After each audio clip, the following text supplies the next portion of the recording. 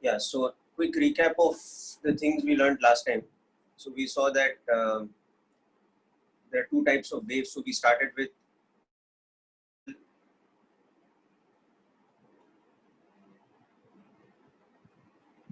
transverse mechanical waves.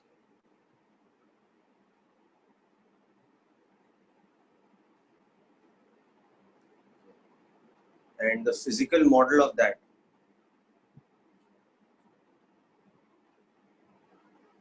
was waves, that is either pulses or periodic waves traveling along a stretched string.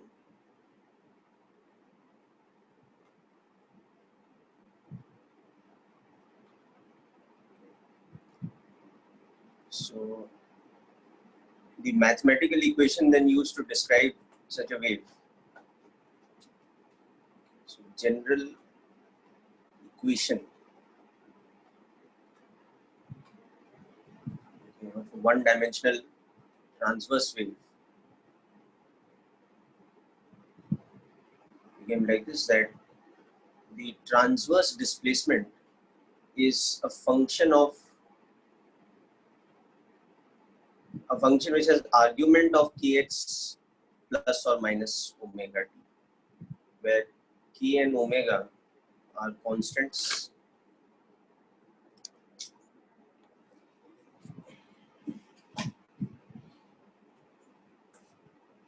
That just a second, people.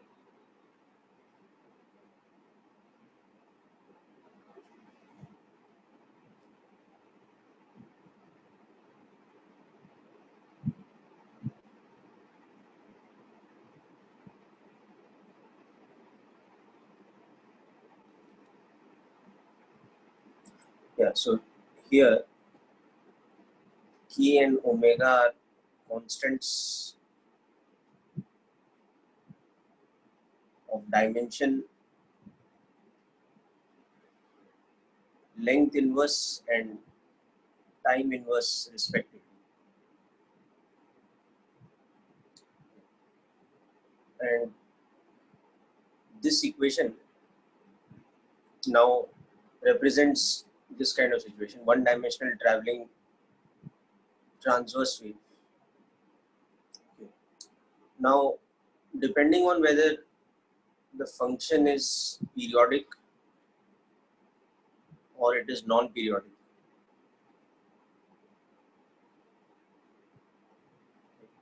y represents a continuous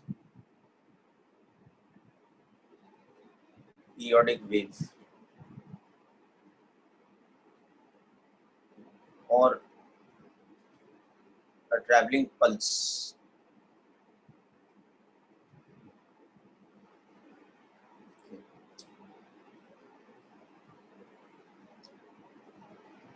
And this particular wave is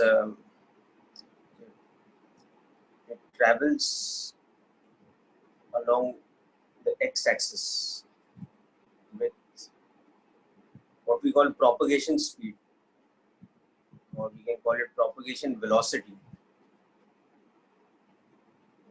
We will give it an algebraic sign now, minus or plus of omega by t. So this sign is minus, is traveling along the negative x direction, when the algebraic sign between kx and omega t is positive. Whereas when it is negative, we saw that it's traveling along the positive x direction, so plus omega by q. So that becomes h. Now further, we will see that in case of it being a periodic wave, this has properties called wavelength and frequency for time period. Whereas this does not have any wavelength or frequency. So we start by understanding wavelength and frequency today. Okay. So last time the example we took of the function, the periodic function, was the sine square function, and the example of the traveling pulse that we took was the minus theta square, that kind of function, where theta is kx plus minus omega t. So this was what we call the exponential pulse. Okay. So we'll start with a couple of more things today. So we'll understand one more additional thing. For a given equation, y as a function of x and t, such that it is a linear function in x and t. Okay.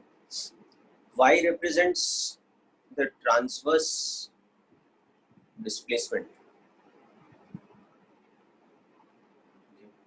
of a particle, that is the value of x at x equal to x at an instant, which is the time t. It is an instantaneous transverse displacement of a particle located at the position x equal to x. So therefore, particle velocity, this is the velocity of a medium particle at x equal to x at time t equal to t. But that particle velocity is along the y-axis. So particle velocity will denote with a separate symbol so that we don't confuse it with propagation velocity, which is the speed with which the energy of the pulse or the wave is traveling. So that is given by the relation del y by del t. Okay. So it becomes del by del t of this function kx plus minus omega t. So particle velocity given by del y by del t can also be written as plus or minus of omega into f prime kx plus or minus omega. So this is another important definition. And particle velocity should not be something confused with the velocity of the traveling pulse. That is the velocity with which the energy of the pulse or the wave is traveling along the x-axis, and that is omega by t. Whereas particle velocity is the instantaneous velocity that a particular medium particle has along the y-axis at that particular instant.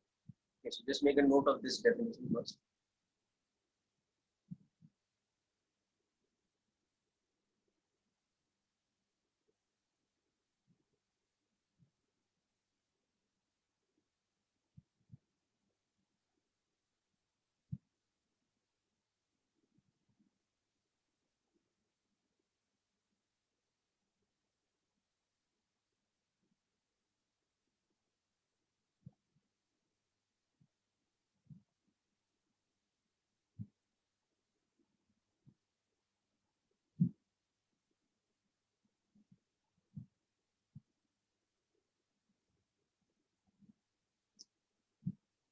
Okay, people, so hope this point is clear to all of you. So you can understand that if we have a given equation which represents a traveling wave, we can get the instantaneous velocity of any of the medium particles at any instant of time by employing this equation. But it is del y by del t at that position x at that moment t.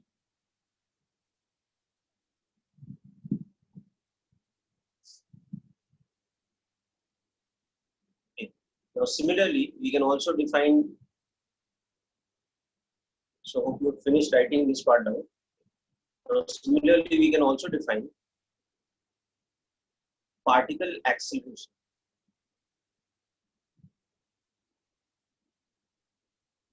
That is the instantaneous acceleration of a medium particle located at x equal to x at the instant of time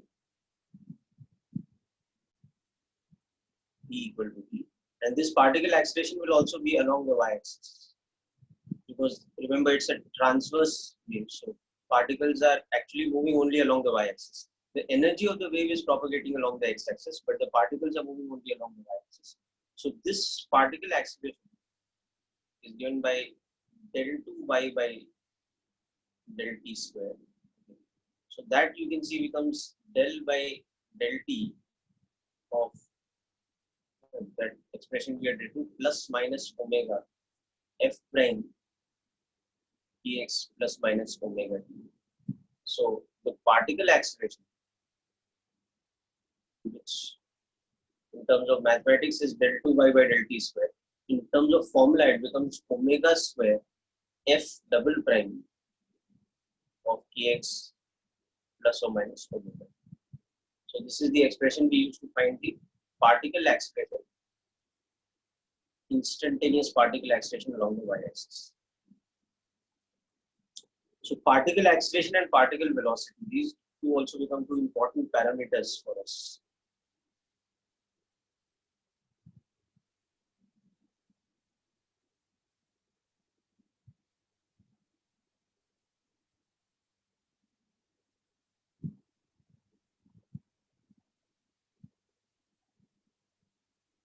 Why it is partial differentiation?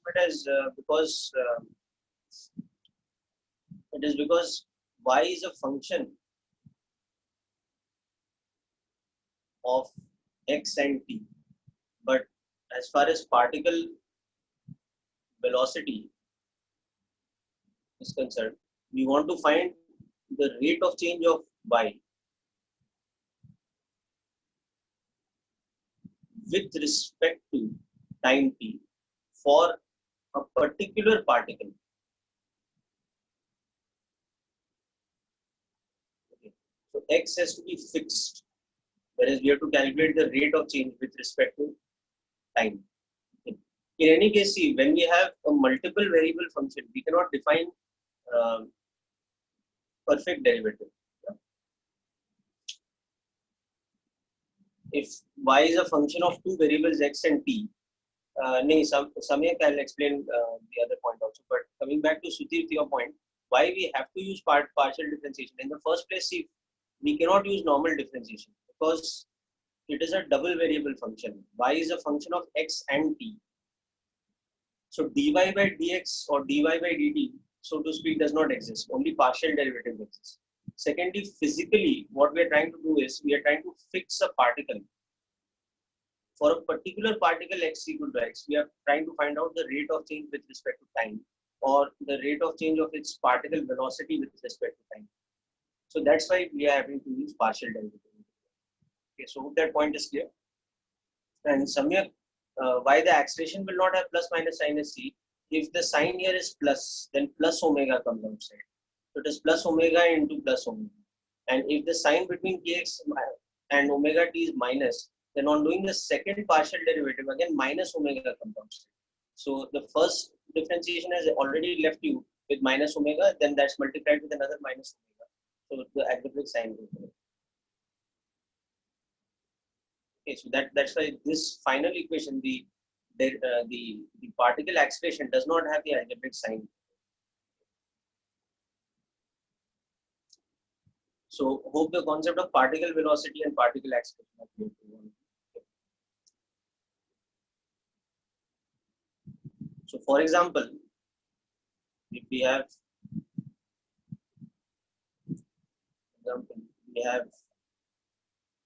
a transverse wave given by the equation, suppose y is equal to 20 cos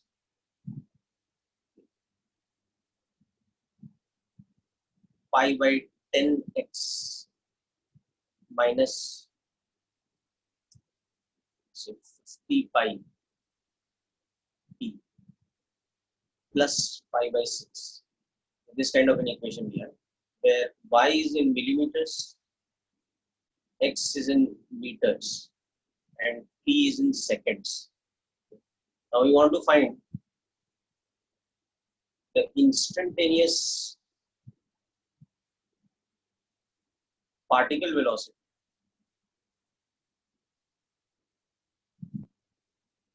and acceleration for the particle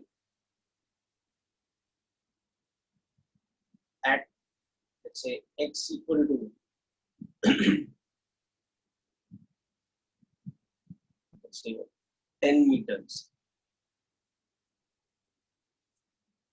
at t equal to, let us say,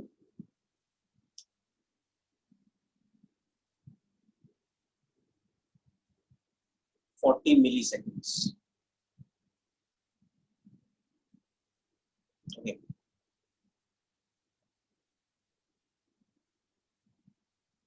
So let's see how that will work out.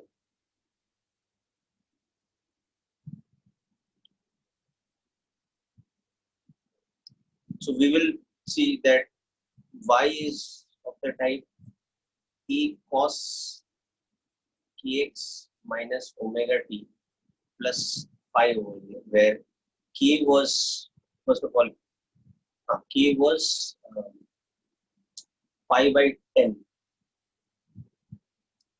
radians per meter, because x was in meters. Omega was 50 pi radians per second, because t is in seconds, and the amplitude was 20 millimeters, and this constant phase term, that was, I think, pi by 6. Okay, so this was the given equation. Now from that we will use the formula or the method of particle velocity and particle acceleration by using the partial derivative. So we'll see that particle velocity is given by the formula. This becomes minus a omega, but minus becomes plus because you're differentiating cos sine kx minus omega t plus phi. Okay.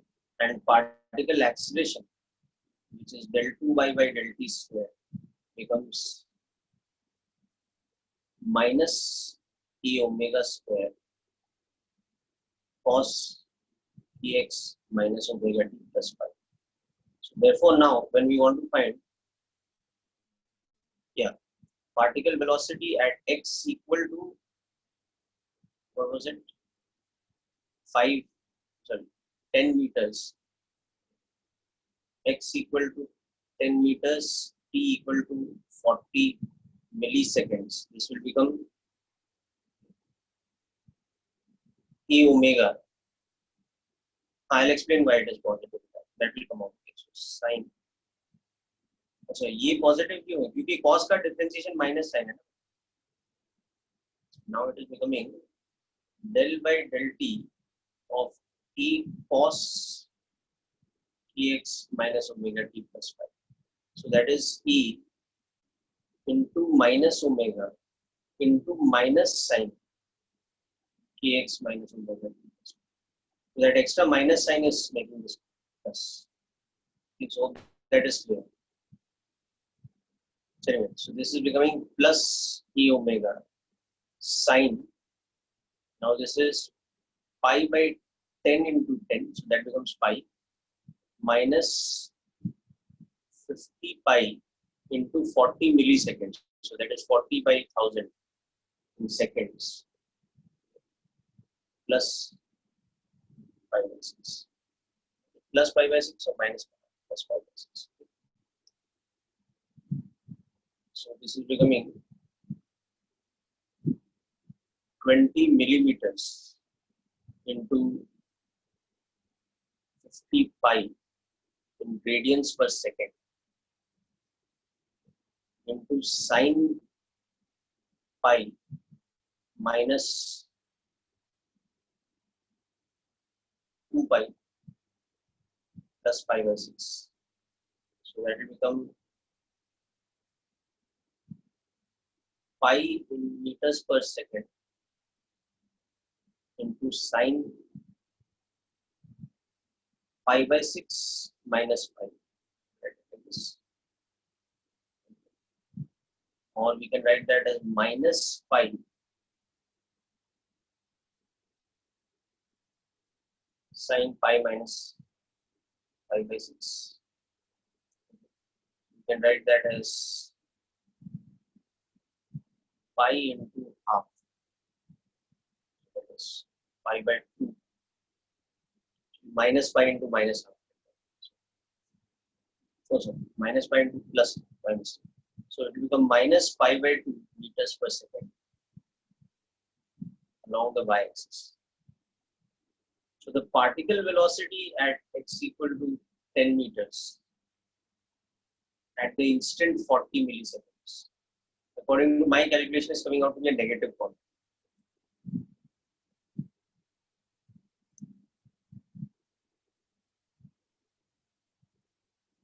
It's actually in third quadrant, pi by 6 minus pi.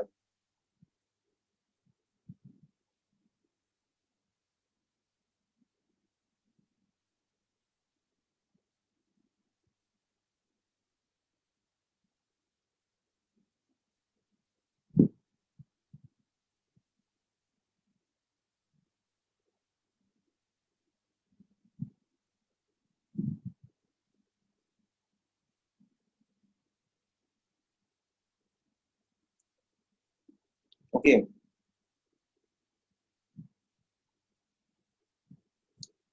Correct, Ganesh. So you got the same answer. Seems to be correct.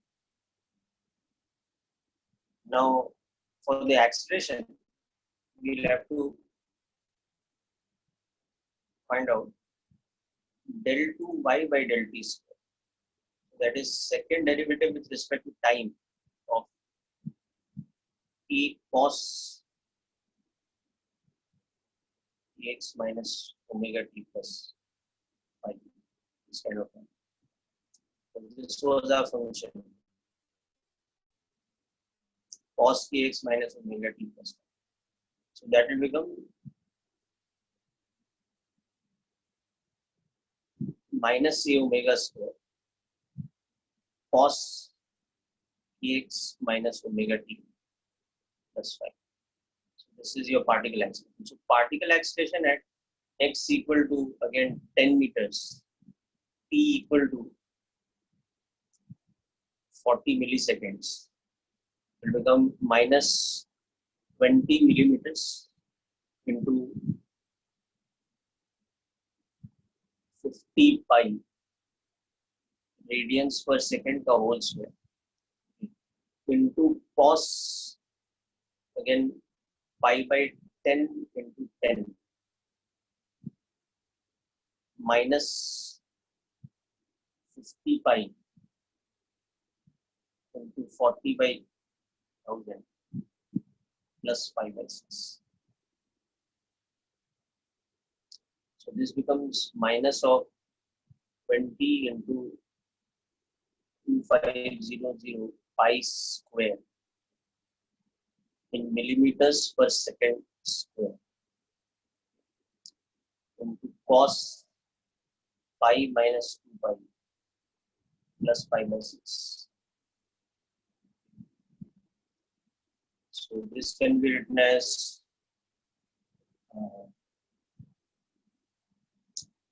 50 pi square meters per second square into cos pi by 6 minus pi,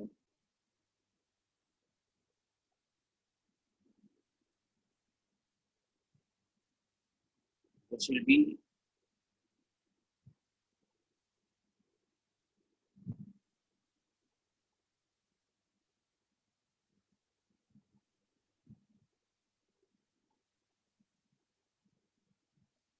into minus root 3 by 2.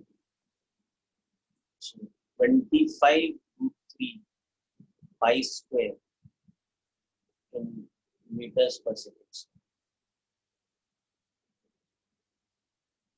This will be the particle acceleration. And it's positive, which means that the acceleration is along the positive y-axis, whereas the displacement is along the negative y-axis. Later we'll see that will have to totally make sense because this is basically a sinusoidal wave. That cos function is a sine function with a phase of pi by 2. So basically the medium particles are doing SHM. So obviously the displacement and acceleration have to have opposite sign.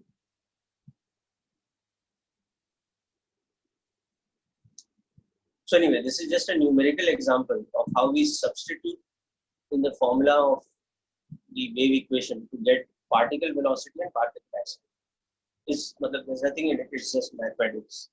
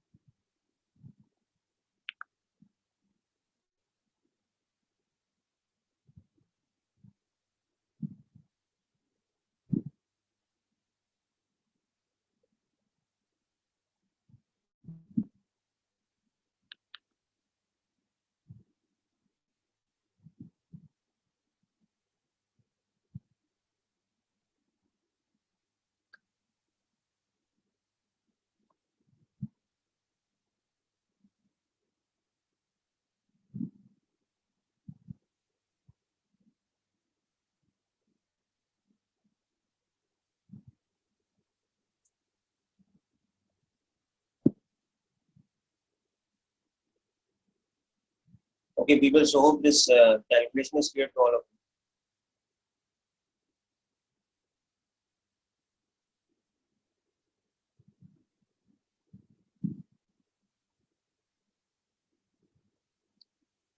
All right, now, so this is just mathematics, and we'll pick up the calculation again.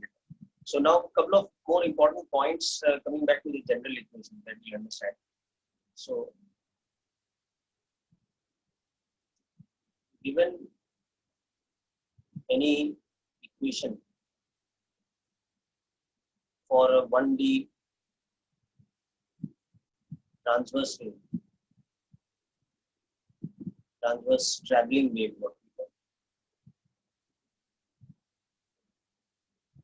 phi is a function of kx plus or minus omega t. Three important things we have to understand here. Firstly, the transverse displacement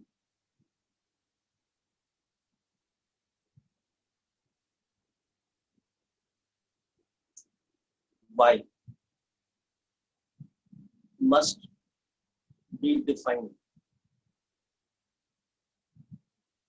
So it must be a finite quantity for all x for all time, which basically means in terms of mathematics, y must be a continuous function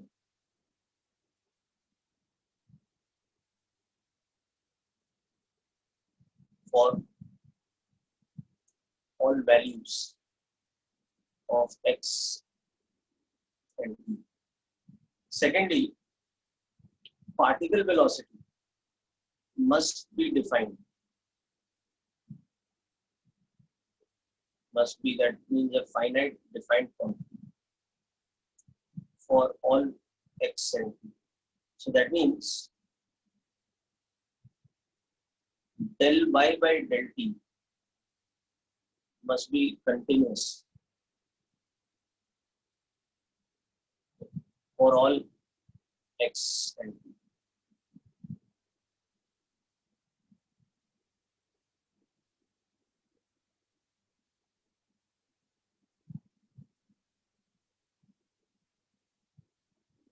So that means the function kx plus minus omega t must be differentiable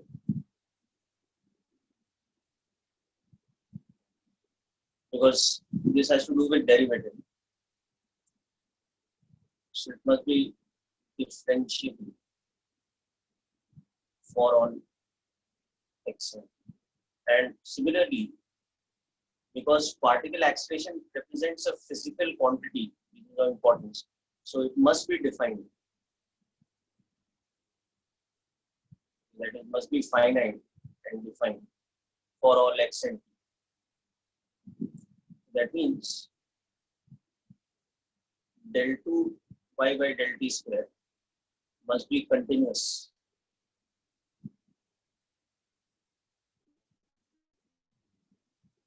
for all x and t. That means that the function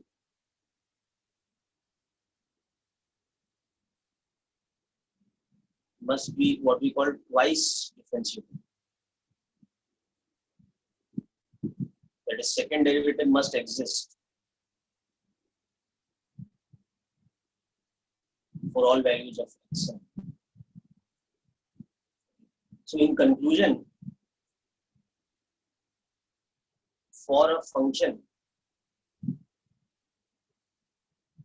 y is equal to some function of x and t to represent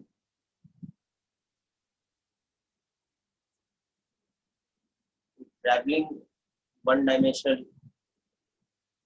transverse wave, the function must be of the type it's linear in x and t, and the function must be continuous, differentiable, and twice differentiable.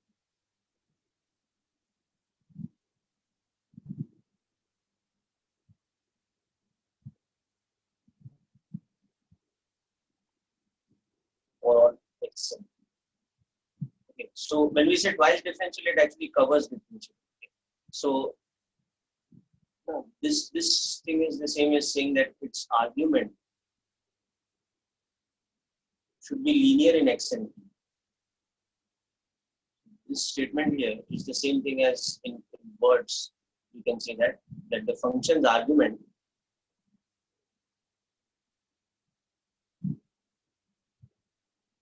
must be linear in x and t. So there are basically, you can say there are three criteria. एक कि function का argument क्या होना चाहिए, linear होना चाहिए x and t. It should be of the type kx plus minus omega t. And second, it should be continuous in the entire domain. And third is it must be twice differential. Twice differential covers differential. So there are three important things actually we have to look at to understand whether a given function qualifies as the equation of a wave or not. So this also becomes an important point, and I'll show you a question or two where this point takes prominence in solving a question. Just note this down first, then I'll explain. Just a moment, people. I'll reshare this.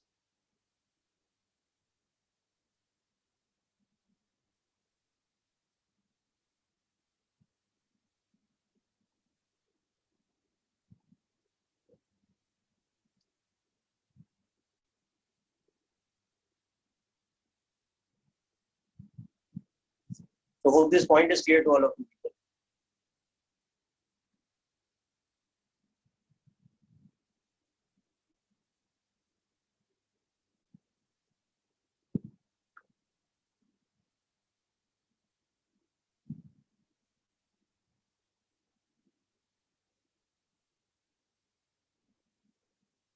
Just make a note of this.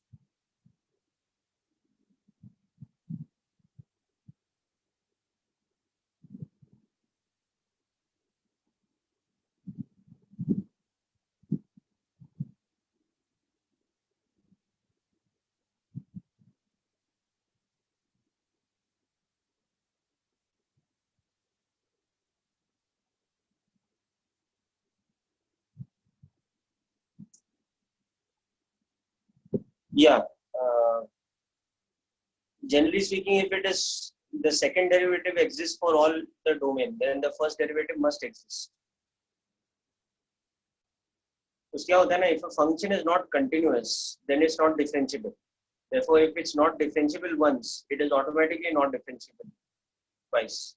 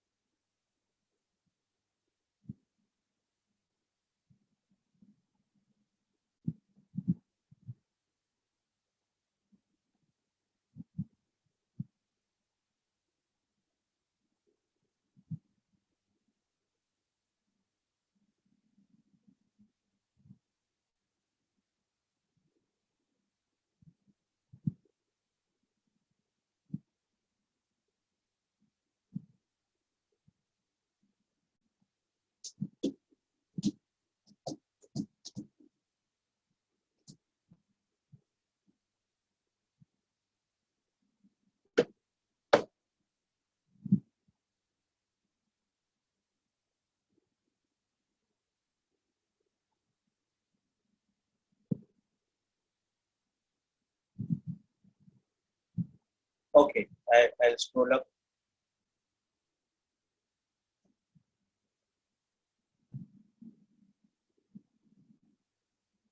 Finish writing this part, then I'll come to the lower part below.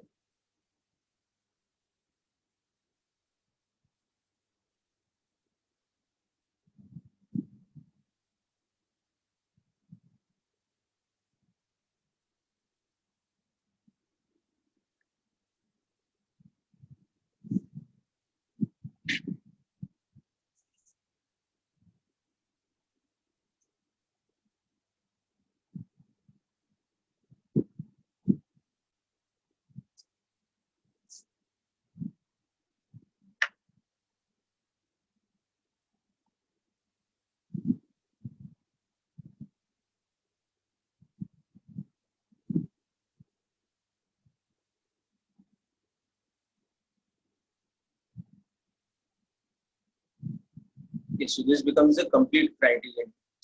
This point.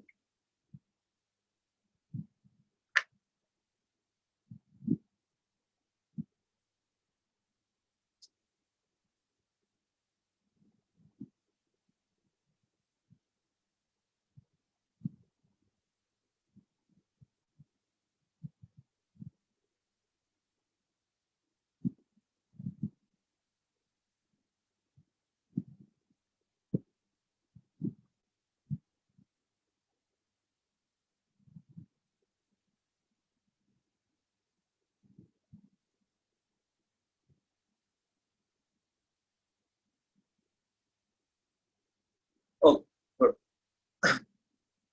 So now moving on to, let's see a question based on this.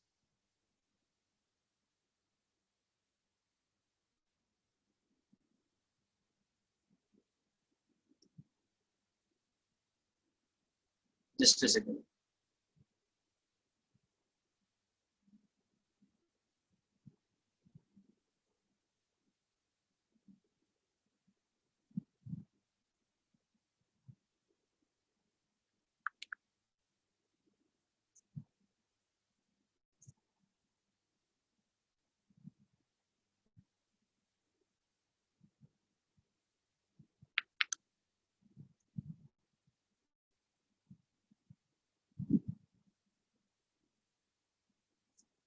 All right, so let's see an example based on this concept.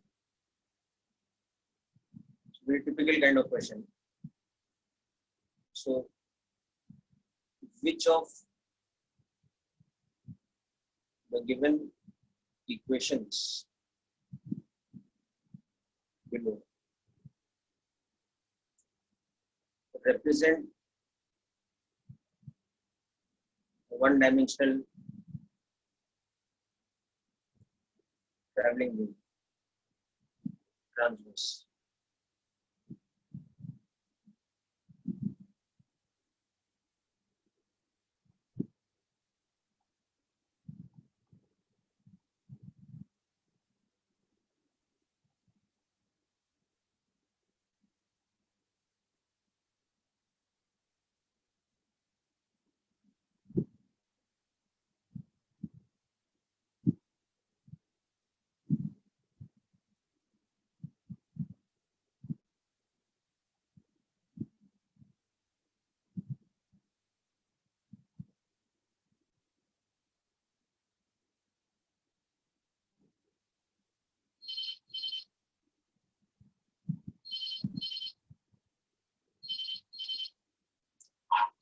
Okay, just try this out.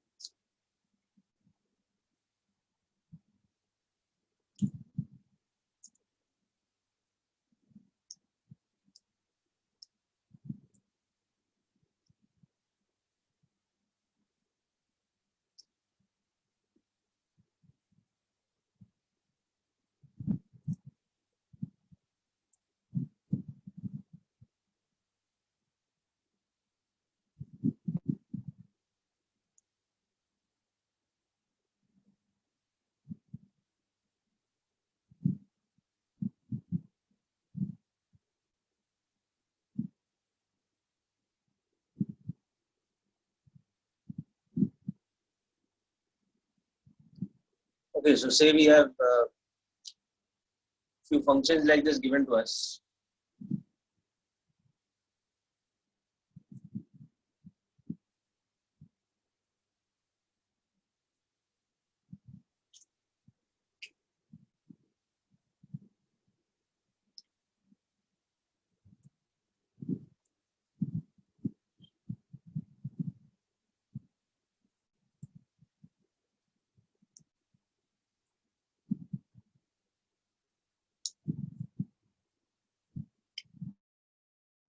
Yeah, that's correct, Sudhir. Correct, Samyak.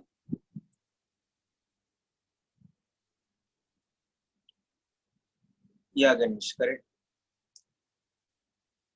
But check out the others also I've given Ganesh.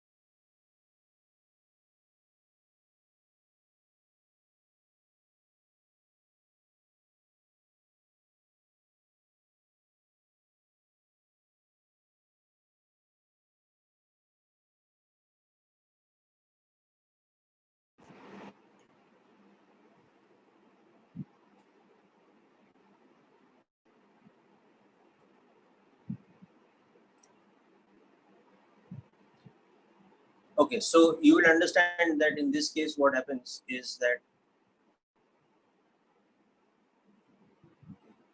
function 1, it does not, because the argument of the function is pi x square minus pi by 6.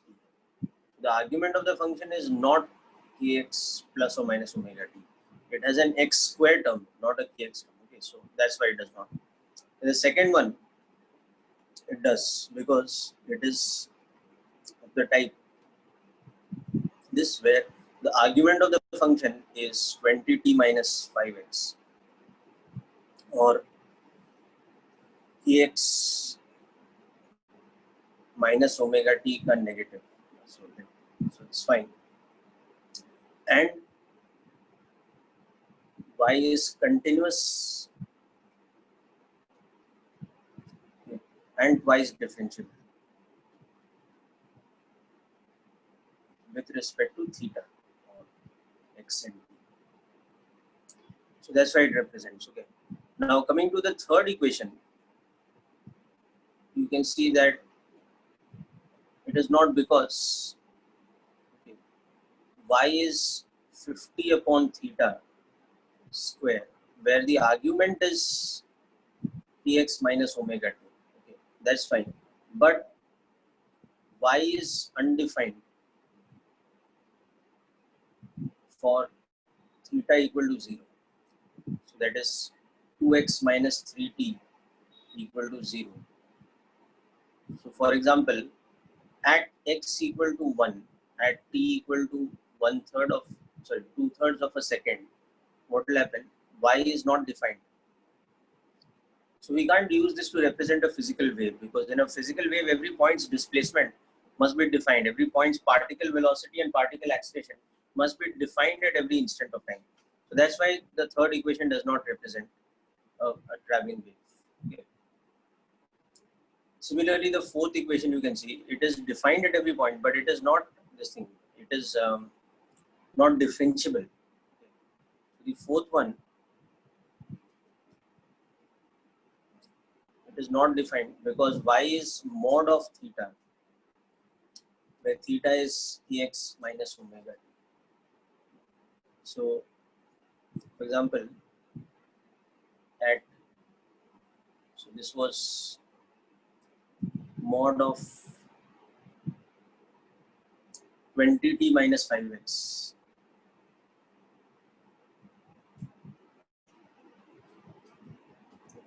So you can see that at t equal to 1 second, for the particle at x equal to 4, what is happening is the del y by del t is not defined.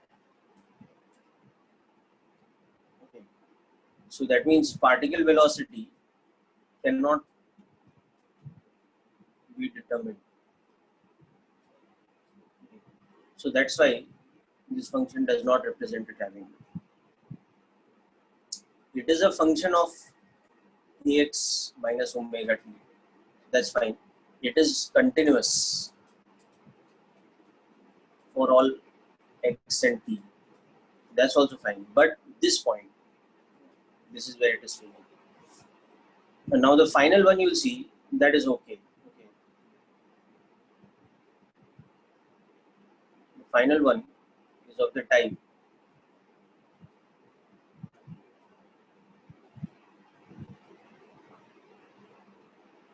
of this type. Okay. So it is a function of the type where that argument of the function is kx minus omega. You can see this is fine. Okay. And then you can see y is defined for all theta.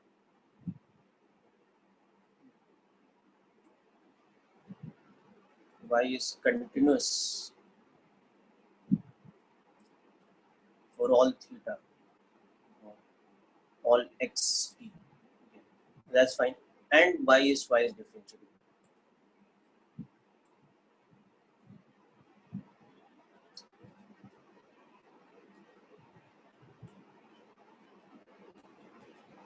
In fact, you will see that this kind of equation, it is called the hyperbolic pulse. So, in fact,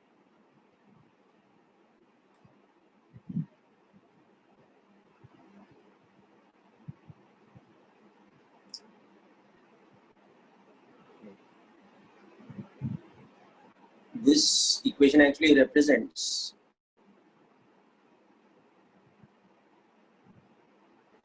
a hyperbolic pulse traveling along the positive x-axis. So you can see that at t equal to 0,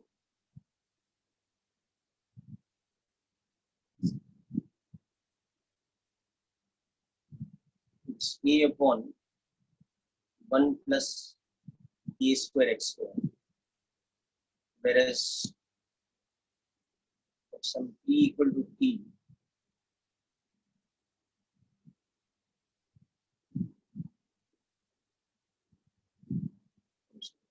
so if you were to look at the graph of this function, or rather the snapshot pictures, it would look something like this.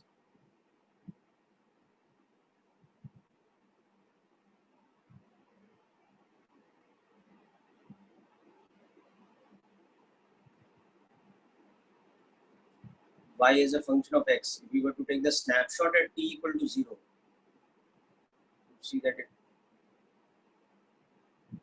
represents something like this.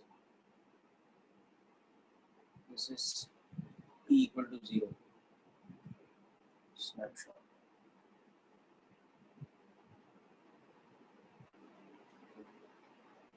And at some time t,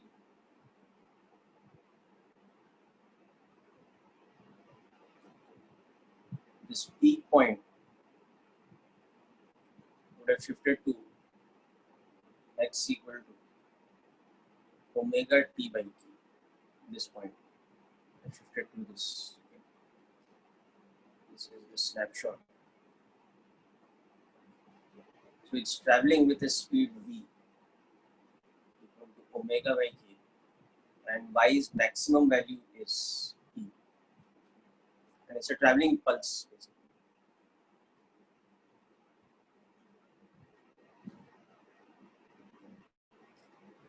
So this is another type of pulse. Like last time we had discussed the exponential pulse. This is called the hyperbolic pulse because the shape of the graph is hyperbolic.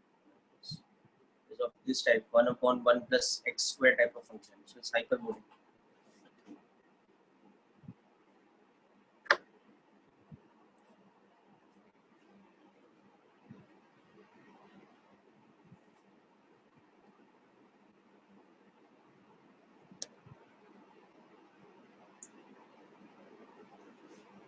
Okay, people. So hope it is clear to all of you how a function qualifies as representing a wave versus not representing a wave.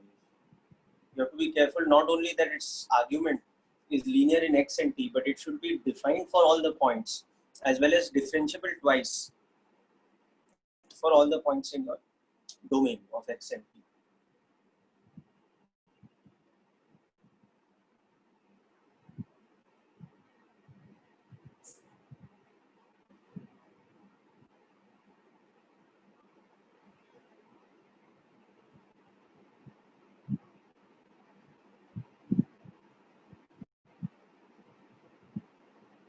Okay, people, so hope these points are clear to everyone.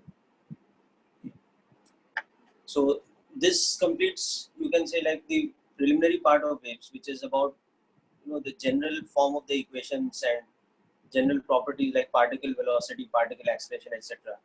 Now from this point onwards, we come to the very specific type of wave, which is the sinusoidal or harmonic wave. We come to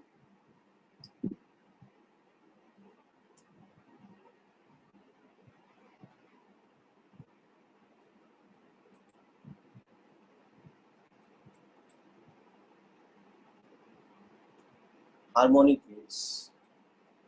And of course, we are still talking in the domain of transverse one-dimensional.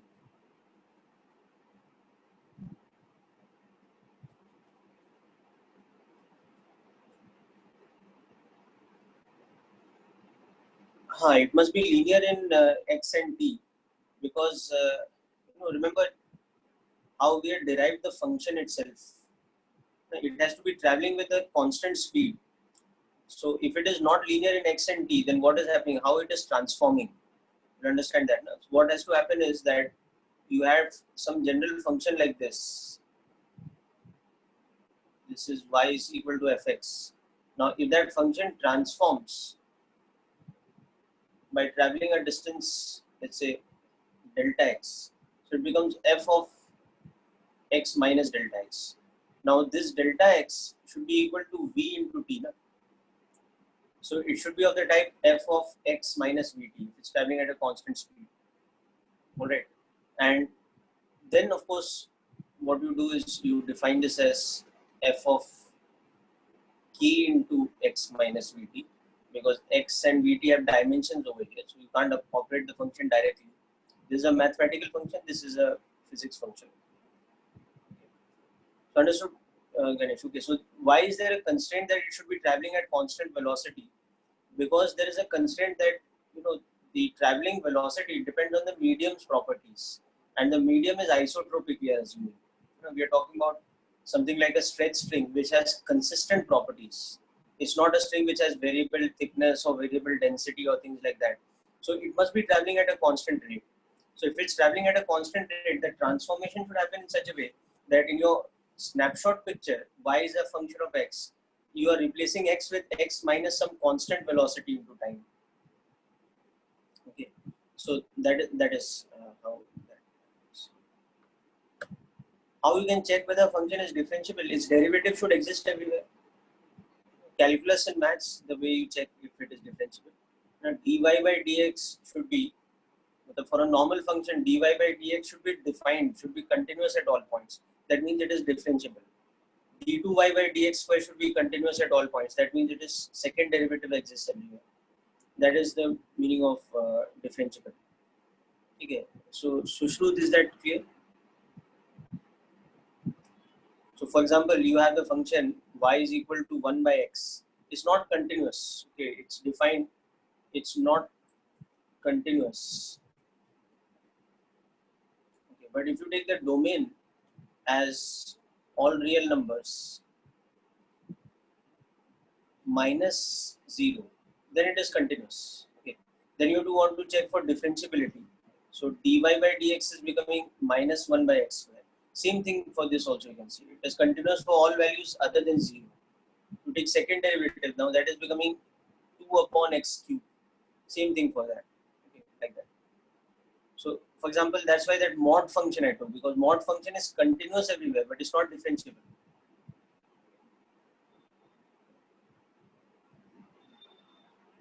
So things like that. Okay, so now let's come back to sinusoidal or harmonic waves. Okay, so this is the general equation.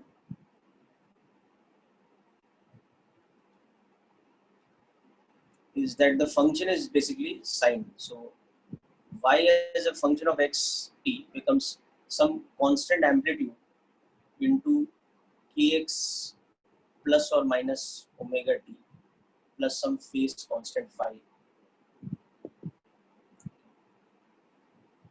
So the moment this happens, you can see two things. One is the snapshot. Okay. At some instant t equal to t naught. That is how we get the snapshot picture. That is fix at a fixed value of time, y versus x. That is the snapshot picture. So the value of y at a fixed value of time becomes this time.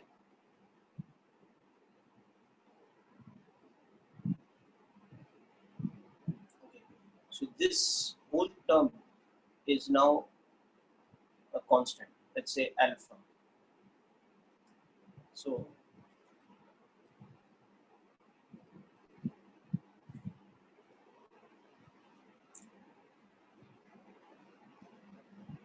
okay, so y versus x is a sine graph. So the first property that we understand, that if you draw a snapshot picture at some instant of time, the shape of the medium, it's in what kind of shape? It's like a sine curve.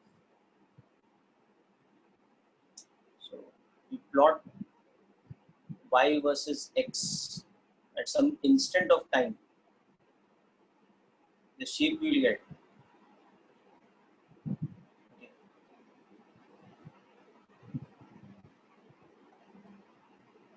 It's a sine curve.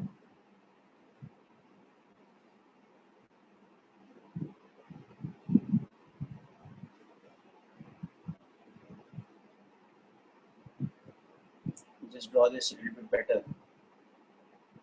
We can understand some of the properties also of the sine curve.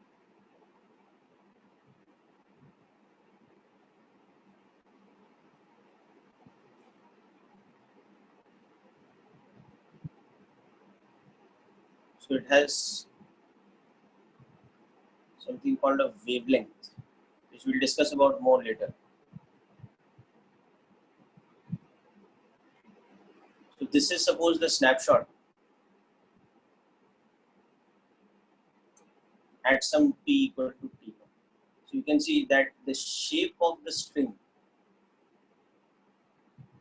through which this wave is propagating is a sinusoidal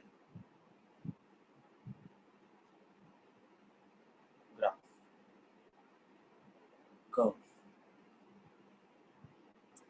Okay, so that's one important aspect of the sine wave. The other important aspect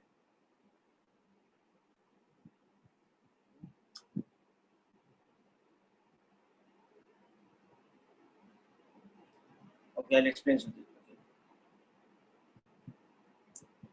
Okay. Is that if you look at fixed value of x, so y as a function of time at x equal to x naught is e sine kx naught plus or minus omega t plus phi. So this is also y is a sine function of time at x equal to x naught. So that means what is the medium particle doing? So that is showing you that the medium particle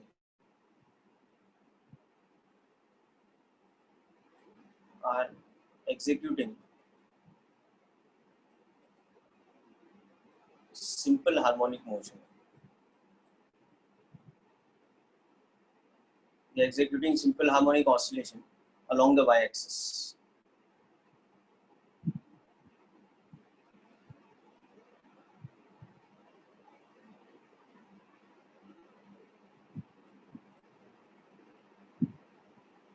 Along the y-axis with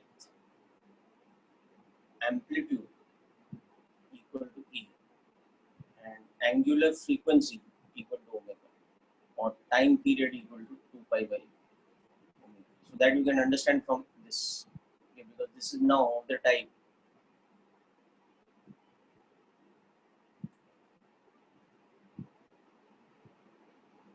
beta, okay, where that beta is kx naught plus phi, the constant. So you can see that this is an equation of an SHM which has those properties. Amplitude capital A and omega is the angular frequency. So it's 2 pi f, or the time period is 2 pi by omega. Okay. So this becomes the interpretation. Now coming back to your question, Sutit, when we have any general function, y is just any general function of kx plus or minus omega t, we call it any general transverse wave. But specifically when that function becomes a harmonic function, harmonic in physics is the same thing as sinusoidal. Okay, so when it becomes a sinusoidal or the harmonic function, then it is called the sine wave or sinusoidal wave or harmonic wave. The term harmonic wave is specific to when the function is the harmonic function or the sine function. And here we are understanding what the property of the sine function is. That one is, if you look at the snapshot of the medium at any instant, or the shape of the string as the wave is traveling, the shape is always sinusoidal. And second is, if you concentrate on any one medium particle, how it is moving with respect to time, its motion is harmonic. It's simple harmonic motion along the y-axis. So hope this point is clear now. The difference between the specific thing of harmonic wave versus the more general thing of the transverse wave. Okay, harmonic is a you can say it's one case of the transverse wave. It's a specific case of the transverse wave when these two properties are satisfied. That is, the shape of the string is sinusoidal and the medium particles are executing SHM.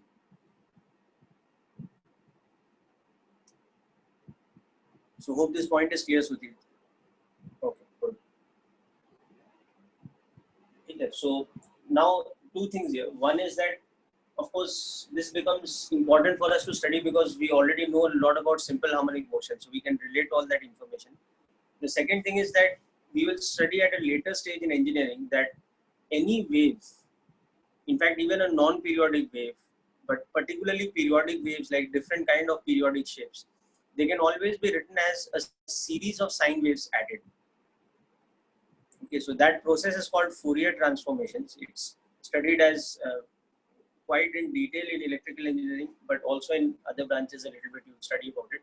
That the use of the harmonic wave is not just limited to just the specific harmonic wave, because any sort of wave can be written as a sum of a series of harmonic waves. Mathematically, we can represent any general wave actually by writing it as a summation of some kind of a series of sine waves. So if we know the property of individual sine waves, then from that we can extrapolate and basically understand the properties and the mathematics of any type of wave. So that's why you can say that the sine wave or the harmonic wave is like a basic building block of all wave motions.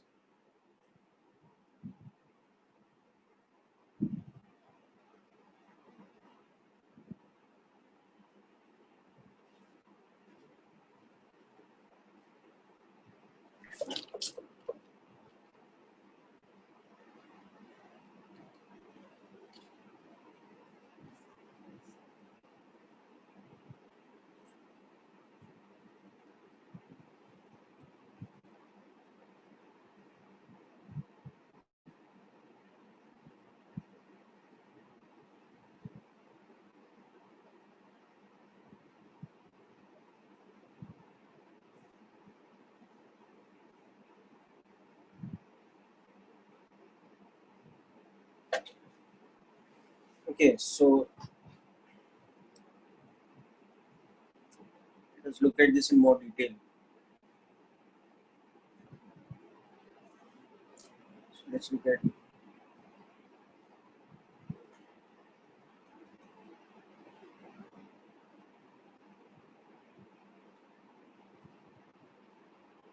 for example, we have this. So we will see that the snapshot at t equal to 0 becomes E sine kx plus some phase constant. So if we are to plot this snapshot picture,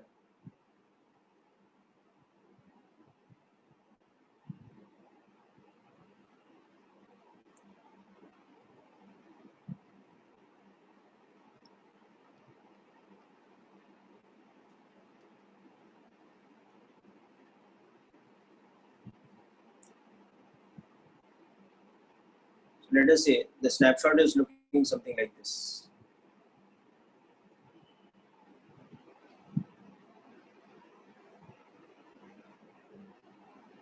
This is at t equal to 0.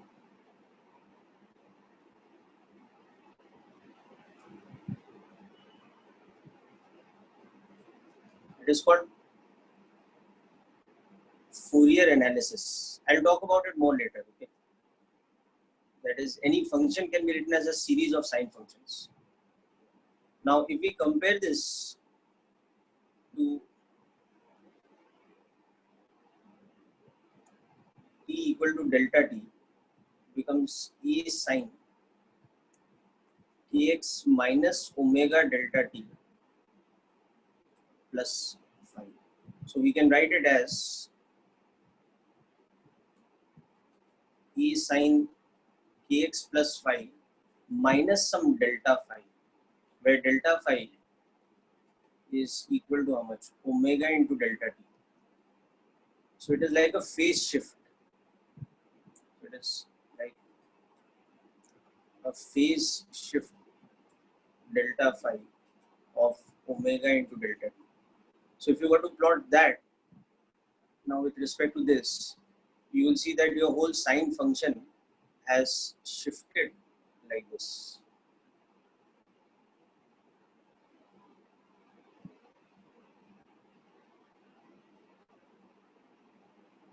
So it is, so this is at t equal to delta t. So you can see that it has shifted along the x-axis by an amount which is equal to v into delta t, or that will be omega by k into delta t.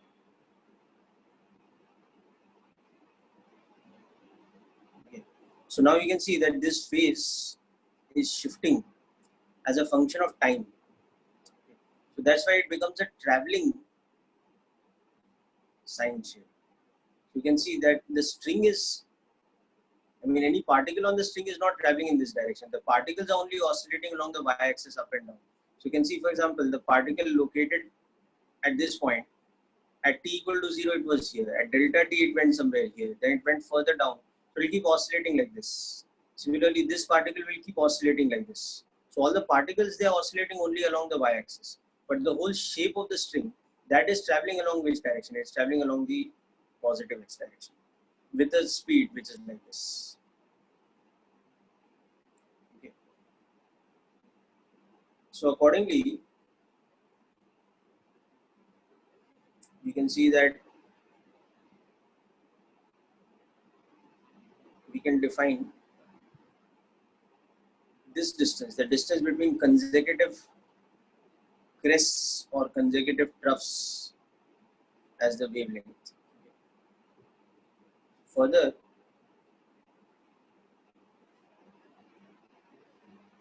wavelength lambda, it is defined as the shortest distance between two points at the same phase, two points that are oscillating with the same phase. Yes, so it becomes 2 pi by k. Okay. So for the equation,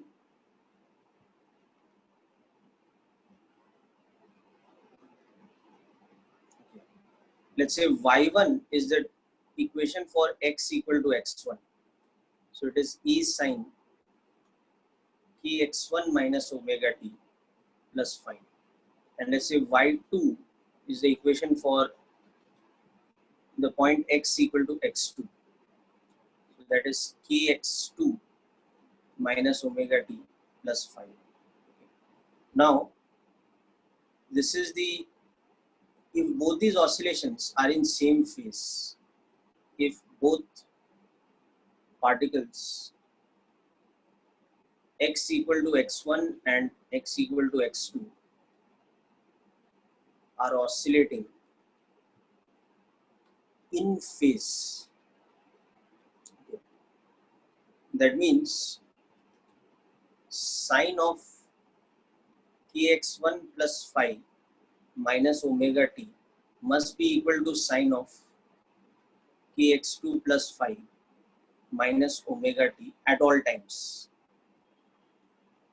Okay. So it is something like saying that you can say that sine of alpha minus omega t must be equal to sine of beta minus omega t, where alpha and beta are those terms. Kx1 plus phase constant phi and beta is kx2 plus phase constant phi. So this being the case, you can see that alpha minus beta must be equal to 2 and pi. That's the only way this can happen. So kx1 minus x2 must be equal to 2 and pi. So if x1 and x2 are the nearest points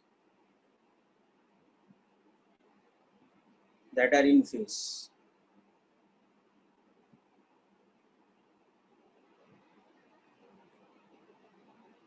So that means what happens that the distance between them is equal to lambda, and on the other side of the equation n is equal to 1. So k into lambda must be equal to 2 pi. So lambda becomes 2 pi by k.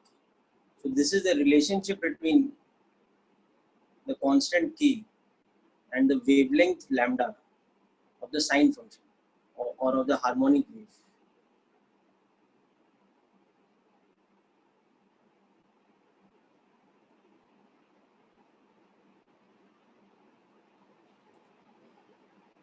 Okay, people, so just make a note of this part.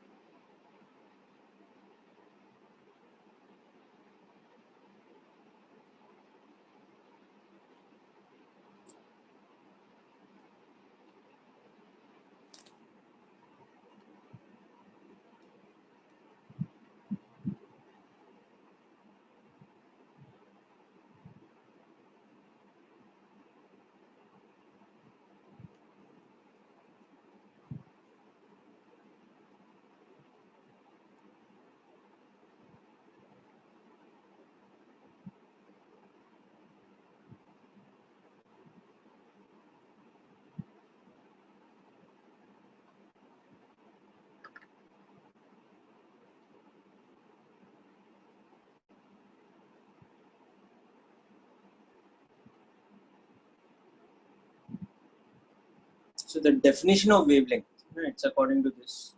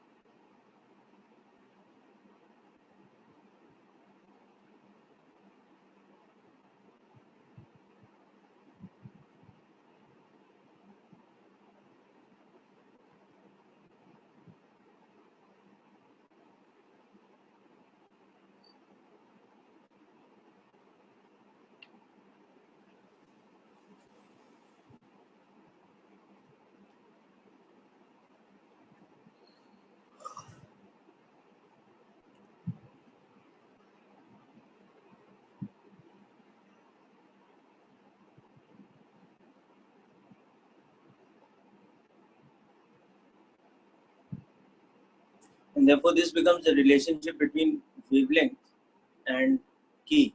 In fact, that is why the quantity key, which is 2 pi by lambda. So key is now called the angular wave number, because 1 by lambda is called the wave number. It is a number of wavelengths that fit in unit length. So that's why it's called the wave number. 1 by lambda is the number of wavelengths that fit within a unit length of the medium. So key becomes 2 pi into wave number, 2 pi into 1 by lambda. So it's called the angular wave number.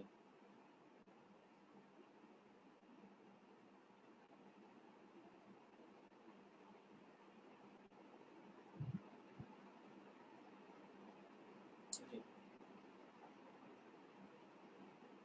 And therefore, omega being 2 pi f for oscillation of medium particles which is SHM. So the wave speed, which is omega by k, also becomes f lambda, because you can replace omega with 2 pi f and k with 2 pi by lambda.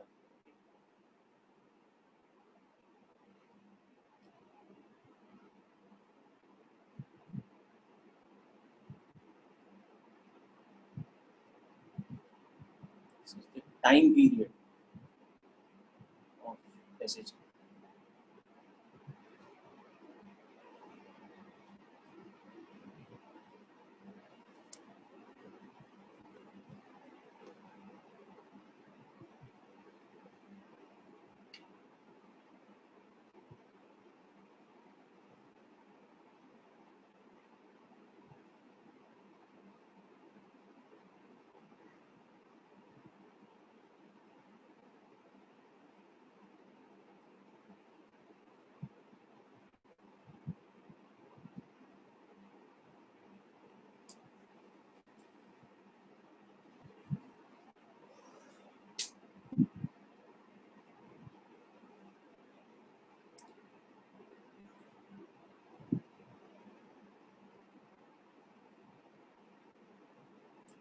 So let's understand the definition of the remaining terms now.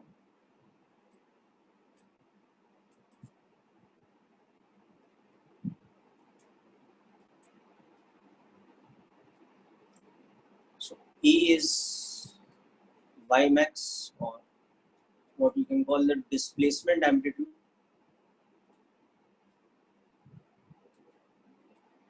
Also, E omega is the maximum particle speed, okay, because Vp, which is del y by del t, becomes plus minus E omega cos kx plus minus omega t plus phi, okay. And E omega square similarly becomes maximum particle acceleration. These are all SHM properties.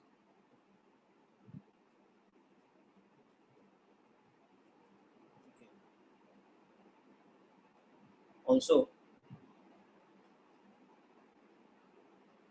del 2 y by del t square is minus omega square y, okay, which again confirms the fact that the medium particles are in SHM. Because you can check that using this, that second derivative is going to be minus E omega square sine kx,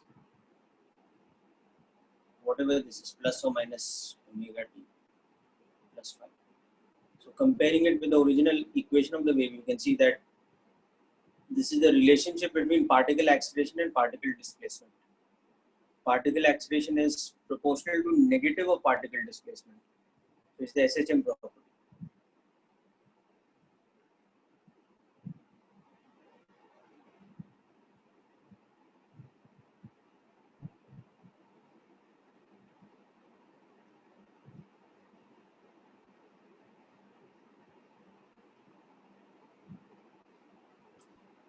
Okay, now let's understand the significance of the phase constant phi. Phi is what we call the phase constant.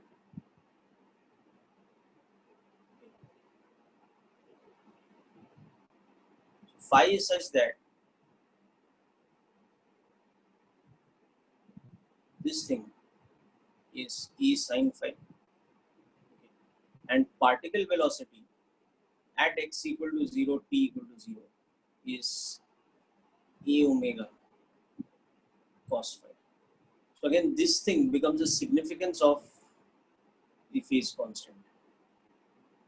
The position of the particle at t equal to 0, x equal to 0, and the particle velocity of the particle, that is del y by del t's value at x equal to 0, t equal to 0. Both these things determine the value of the phase constant phi.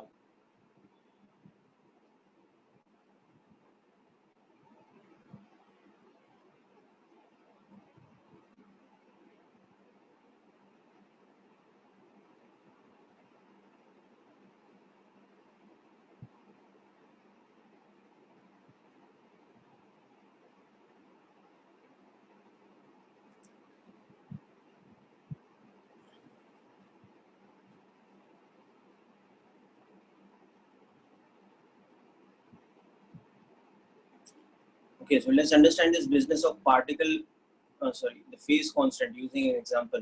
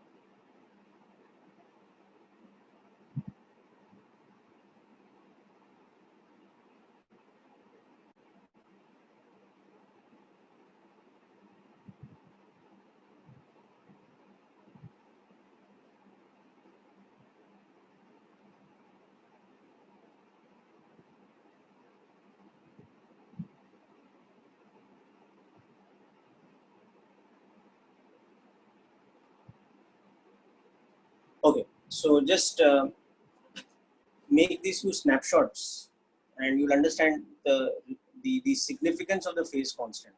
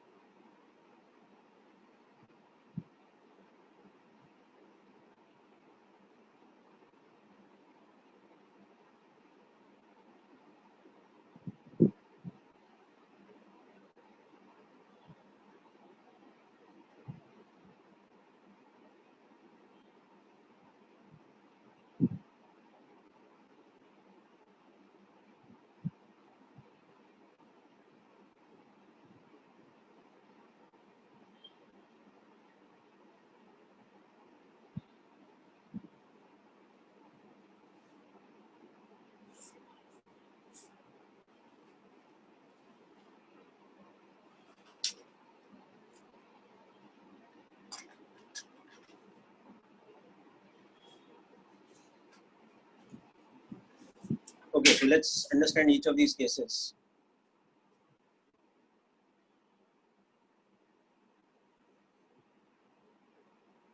Okay, Ganesh.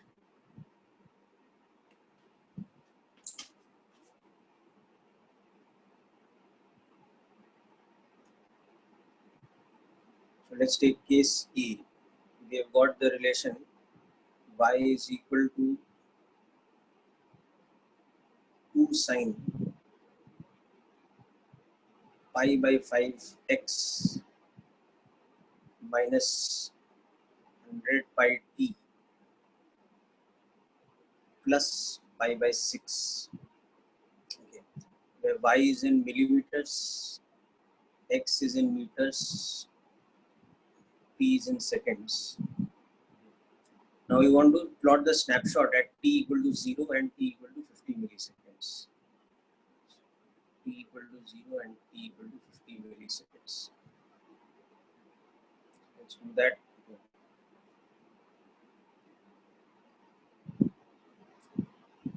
So at t equal to 0, this will become an e sine kx. So kx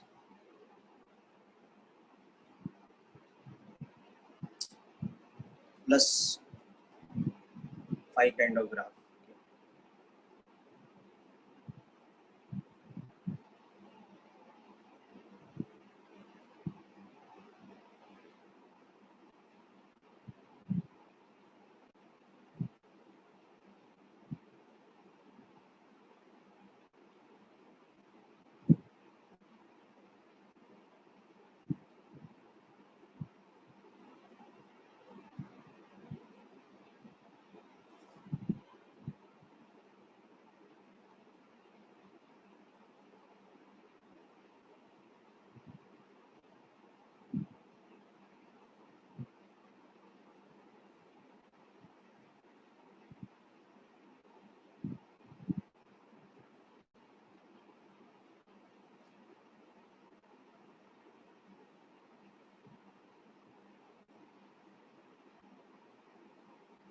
So we'll see at t equal to 0, this graph looks like this.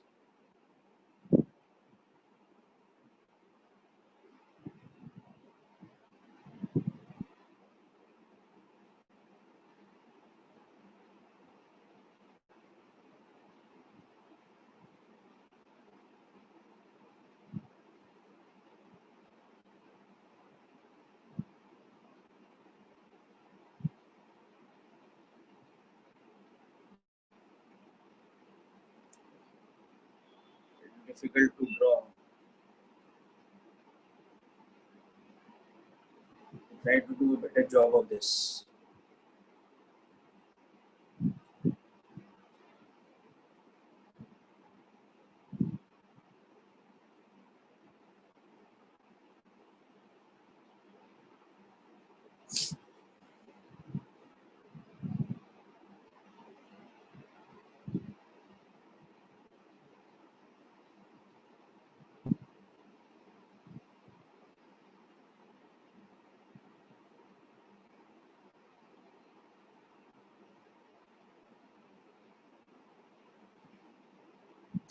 Not so easy. Let me get rid of these guidelines.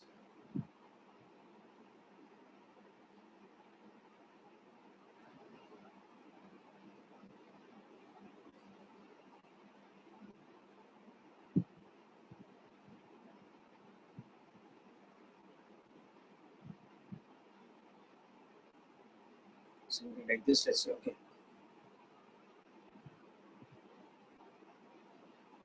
So we'll see that this point would be 1.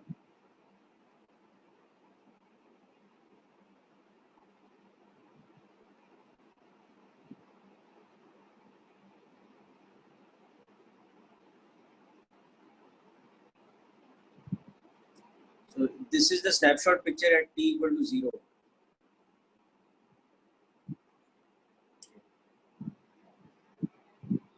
we can identify these points here. This is the point where kx is becoming pi by 3. So x is becoming how much?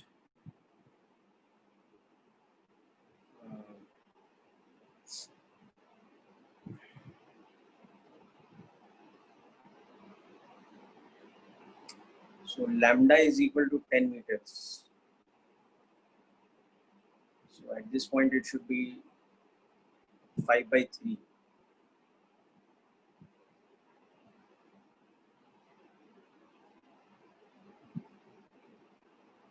And at this point x's value should become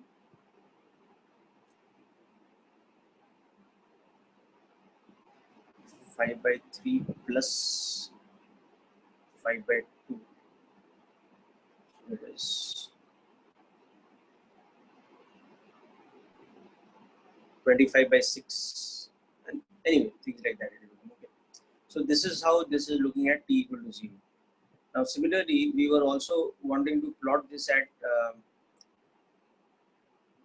t equal to 50 milliseconds. So at t equal to 50 milliseconds, this function would change to, see, at 50 milliseconds, this will become pi by 2. So this will become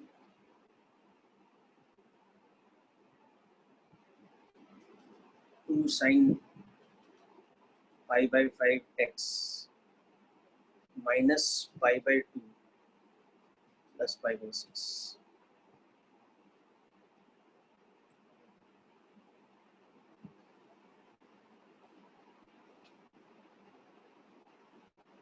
So that will become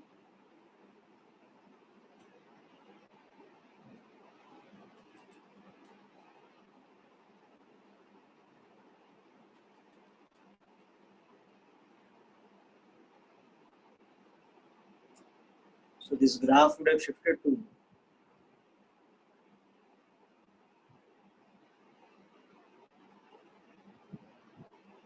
something like this now.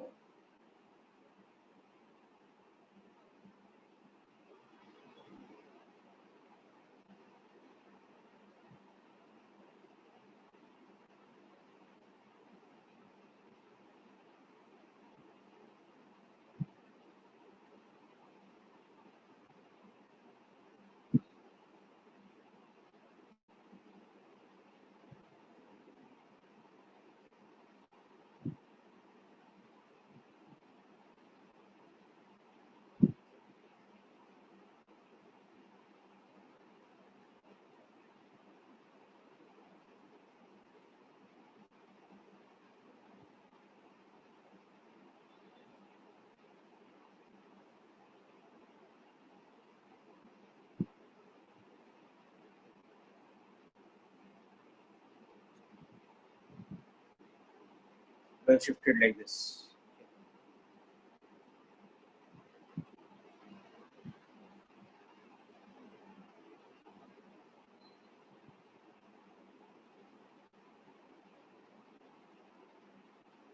You can see it is shifted by an amount delta x like this. This is at t equal to 50 milliseconds. Now for this you can also see that the original function being this one,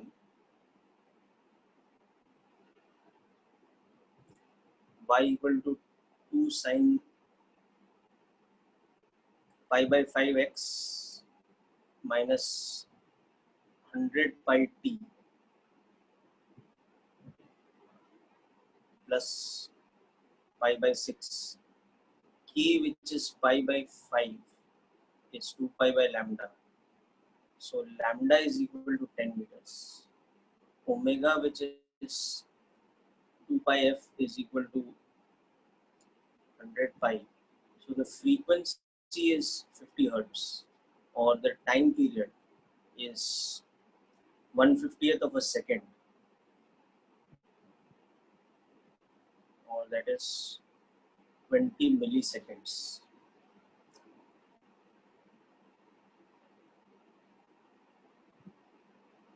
Sorry, 200 milliseconds.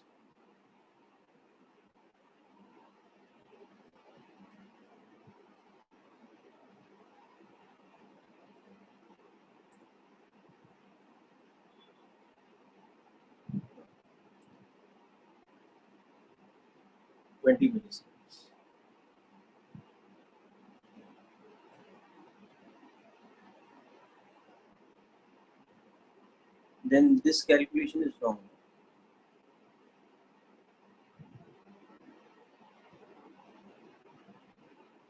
In this 50 milliseconds, this won't be pi by 2. Wait, so make this 5 milliseconds. Okay? Instead of 50 milliseconds, make this 5 milliseconds.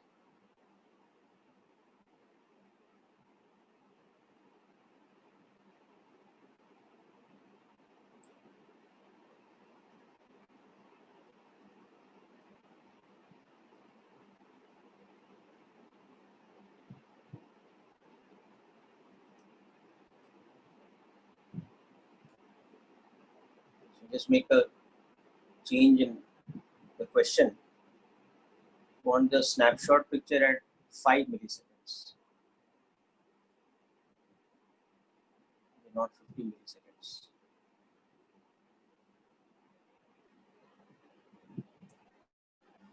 Okay, so coming back here,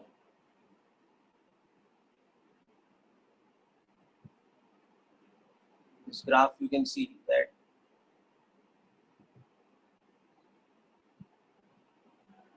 since we have taken t equal to 0 and t equal to 5 milliseconds, so that is actually 1/4 of the time period. So in 1/4 of the time period, the graph is shifted by 1/4 of the wavelength. So you can see that this delta x is equal to lambda by 4, because the time that we have selected is 1/4 of the time period. Okay, you can see that this peak has shifted here, this peak has shifted here. So that distance actually is exactly lambda by 4. Okay. Now also one more thing you can notice over here is the particle velocity. Del y by del t is the differentiation of this term. So it is 2 pi by 5 with a minus sign. Oh, sorry, it is minus.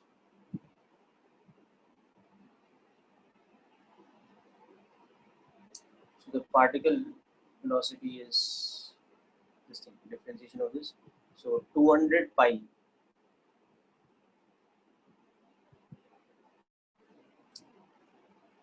cos of pi by 5x minus 100 pi t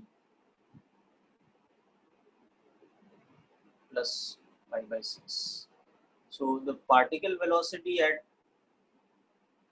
x equal to 0 at t equal to 0 is minus 200 pi cos pi by 6.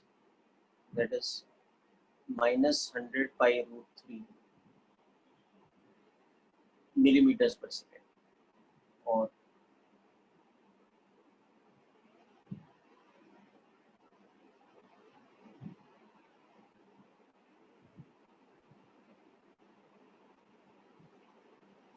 whereas the particle velocity at x equal to 0 and t equal to 5 milliseconds would become minus 200 pi cos of 0 minus pi by 2 plus pi by 6.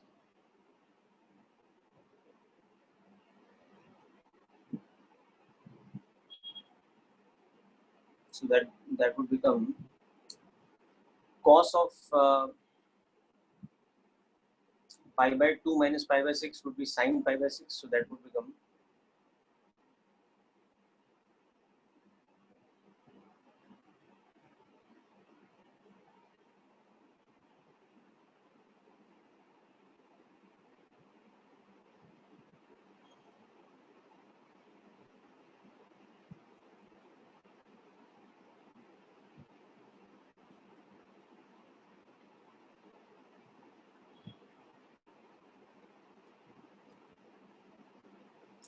right, this as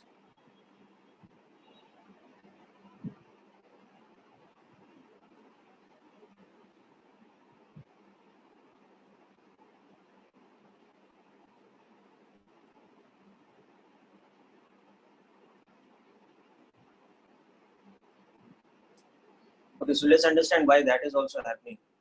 But first, note down these values.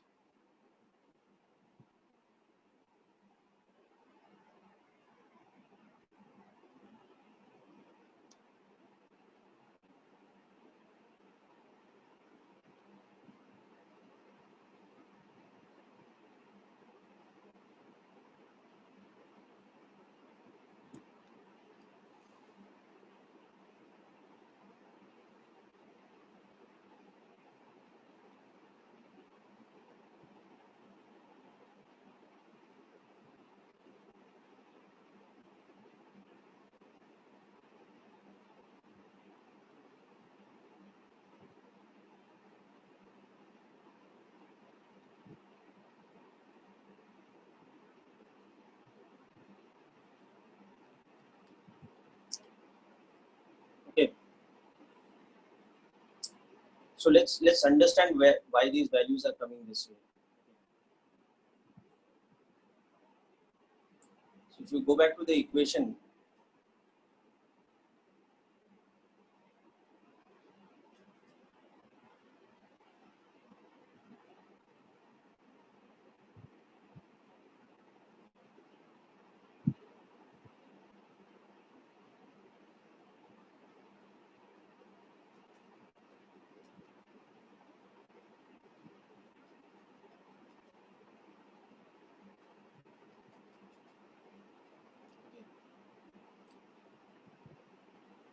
this equation, and now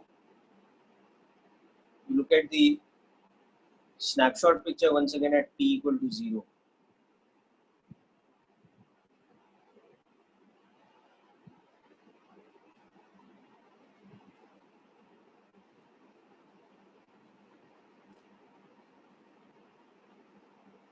So at t equal to 0, we saw the snapshot picture was something like this.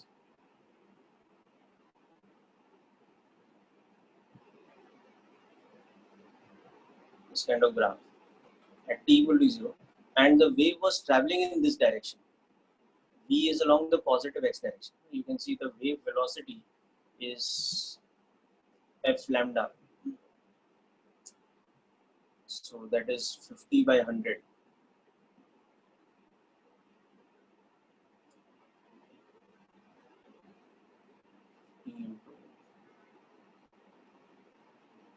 Lambda was 10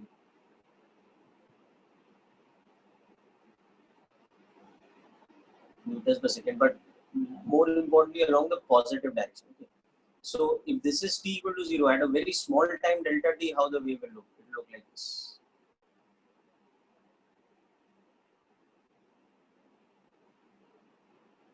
This is how the wave is looking at t equal to delta t. So that's why you can see that the particle velocity of the particle at the origin is downwards. So at t equal to 0, the particle at x equal to 0 is at y equal to a by 2, but coming back to mean position. So from your SHM, you'll remember that your particle velocity will have that relation. When this is a by 2, that will be root 3 by 2a in magnitude. Okay. But it's coming back to the mean position, so it will become minus e omega root 3 by 2. for this particle at this time. So that justifies what we got mathematically also as the answer. You can see as the wave is shifting like this, this particle is coming down. So it's coming back to the mean position. And because its own position was a by 2, so its velocity should become how much? It should become root 3 by 2 a omega in magnitude, but negative in direction.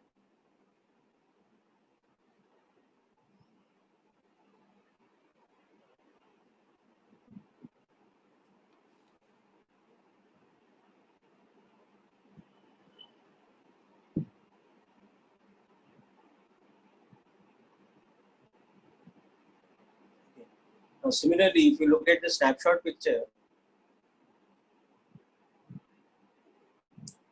at t equal to 5 milliseconds, you'll understand the justification of the particle velocity for that also.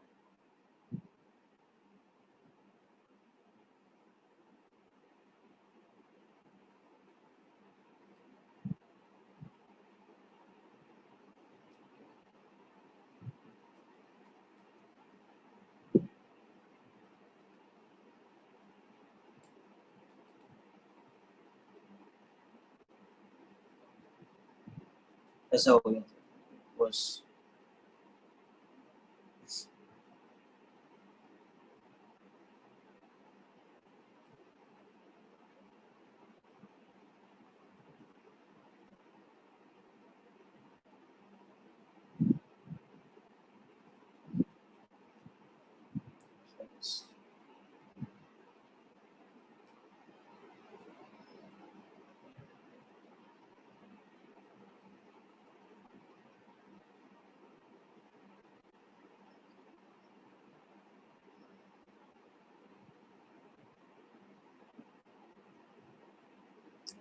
So the graph we had seen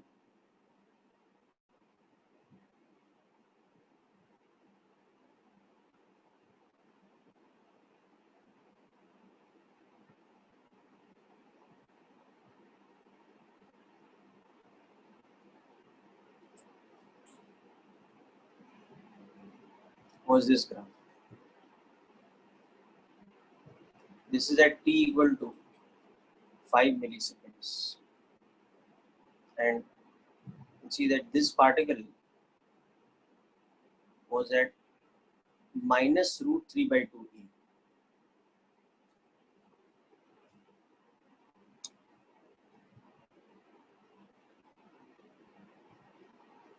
So you can see that at t equal to 5 milliseconds for the particle at x equal to 0 is e sine minus 5 by 2 plus 5 by 6. So that is minus e cos 5 by 6. So that is okay. Now the wave is traveling in which direction? Along the positive x direction. So because the wave is traveling like this, so a very short time later it will become like this.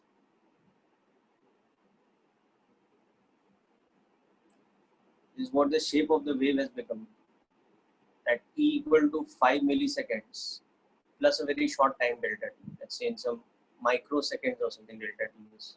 So you can see that the particle velocity is away from the mean position, is pointing downwards. So this particle is downwards. Okay. So therefore, at x equal to 0, the particle velocity is downwards and of magnitude. Now from SHM you can see when the position is root 3 by 2, the particle velocity's magnitude should become a omega by 2. So with proper sign, the particle velocity should have been minus a omega by 2. And that is what we had got mathematically also. Okay. So this is the full justification of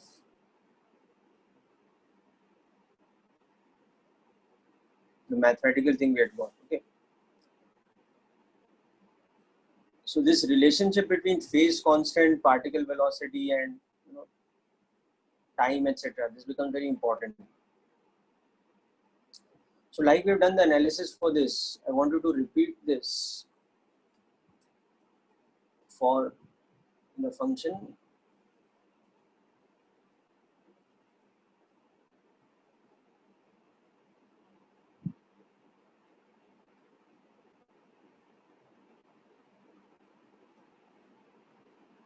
phi pi by 6. Phi is constant is now phi pi by 6. Okay, so snapshot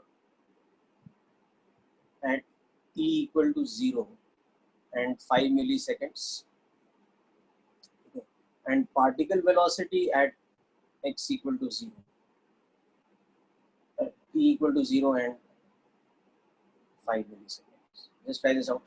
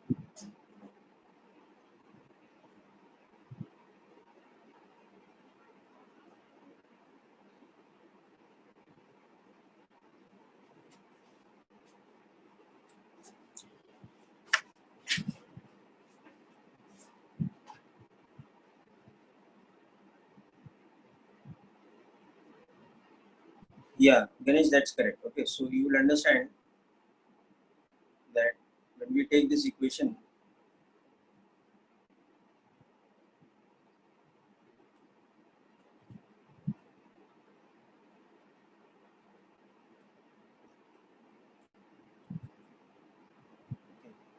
where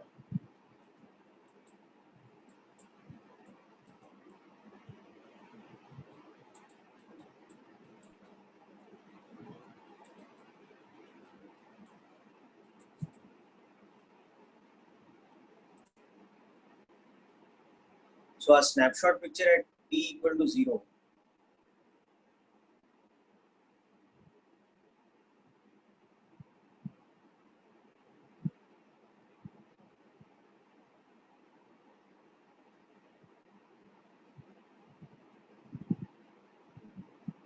a snapshot picture at t equal to 0 will look something like this.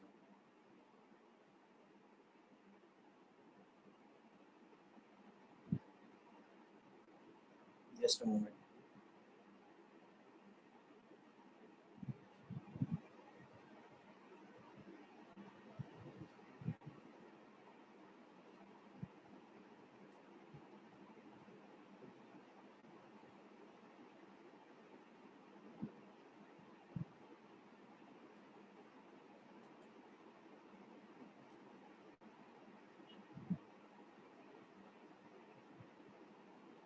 So at t equal to 0, a snapshot picture will look something like this.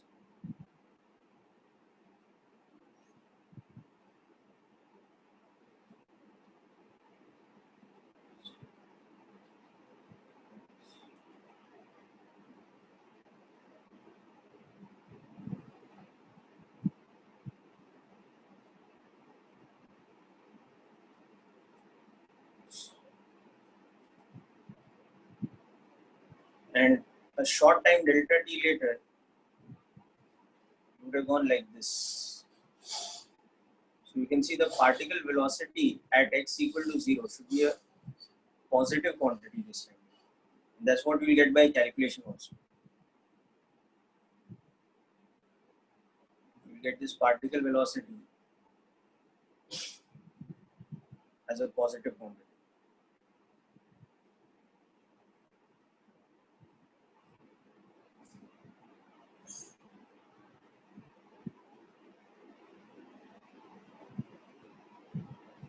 Just a moment, people. I'll reshare this. Just give me a second.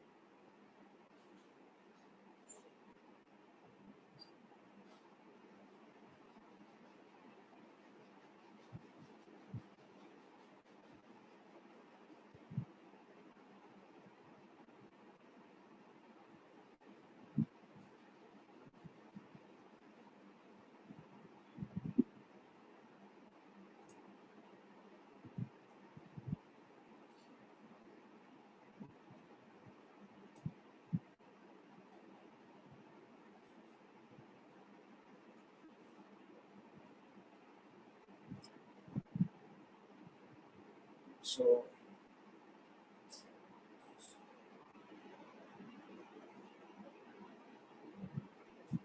for this particular formula now you can see that the expression for particle velocity has changed to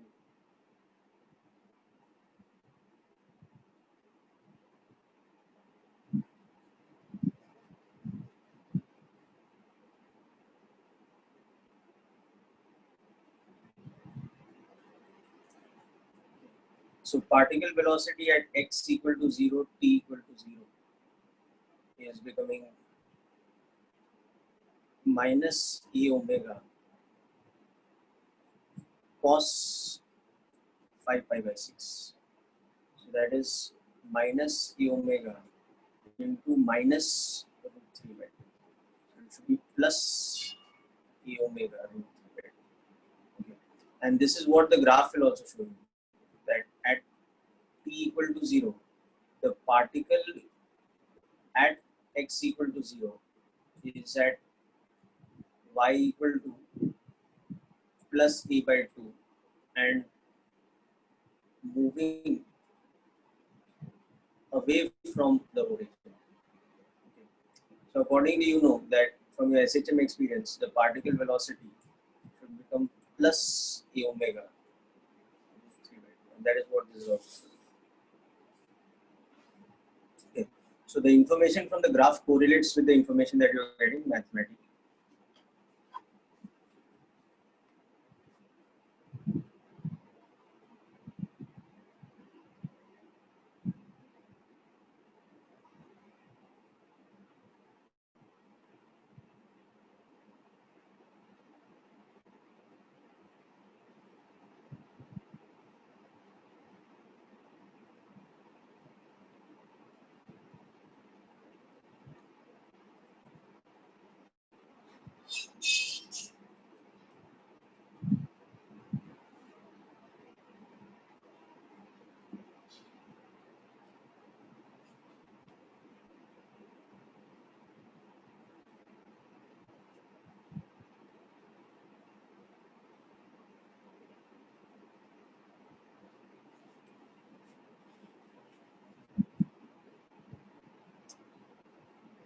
Now, same kind of correlation you will get for the instant 5 milliseconds also.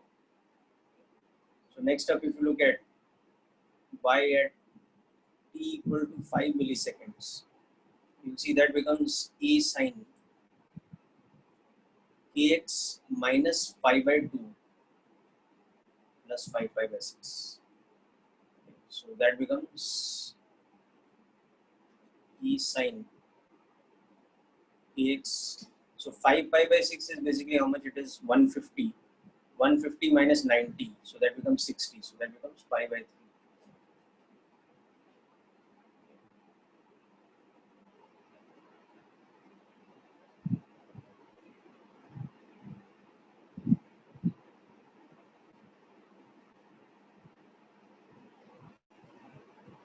Okay. So this graph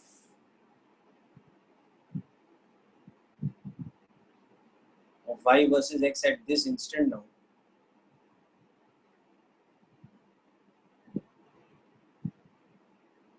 will look something like this.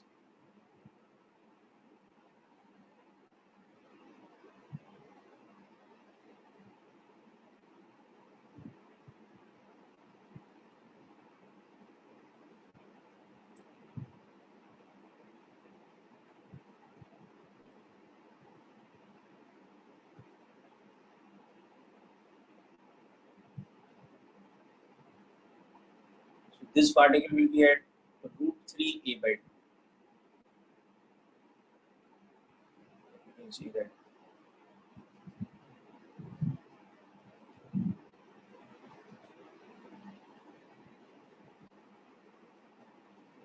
And you can also see that this is at the instant 5 milliseconds. So a differential time later, this is traveling in this direction. So the shape of the wave would have changed like this. So that particle velocity is in which direction? The downward direction. So this is the wave shape at 5 plus delta t. Okay. So you can understand that the particle velocity of this medium particle which is here right now is downwards. So particle at sorry, my mistake here. This is t equal to 5 milliseconds.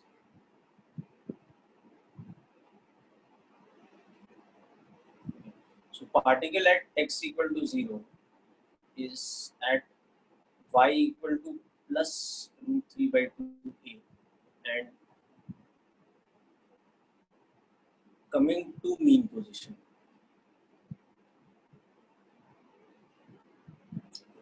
So its particle velocity should become minus a omega by 2 according to the graph. And same information you will get by differentiation also.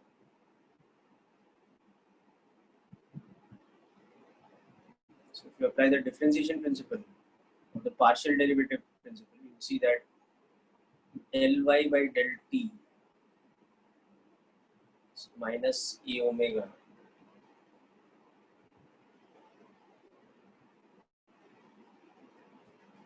this So particle velocity at x equal to 0, t equal to 5 milliseconds will become minus e omega cos minus 5 by 2 plus 5 pi by 6. So it is minus e omega cos 5 by 3. So that is minus e omega by 2. It's the same as this information.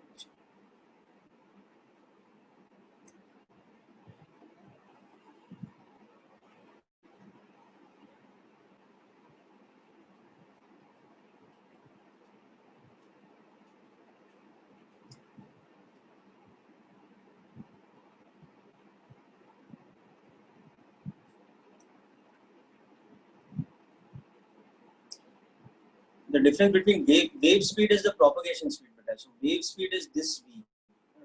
The wave speed is the speed with which this wave is shape is traveling like this.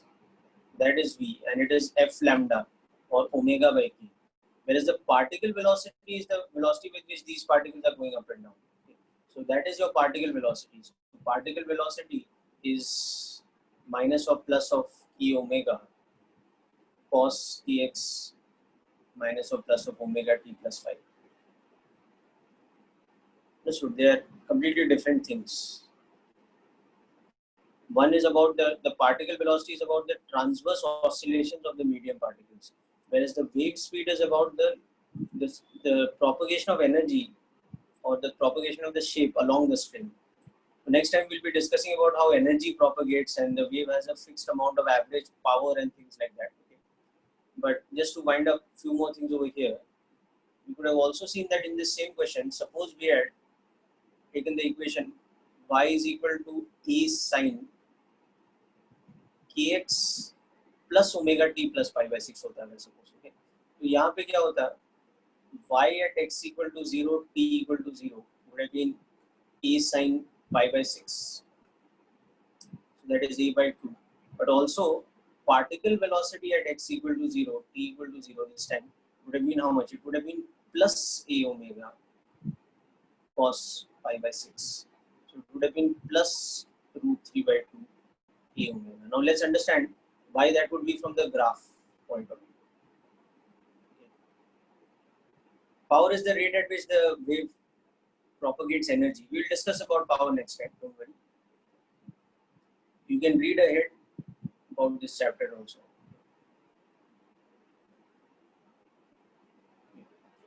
Now in this case, at t equal to 0, it is this kind of graph only.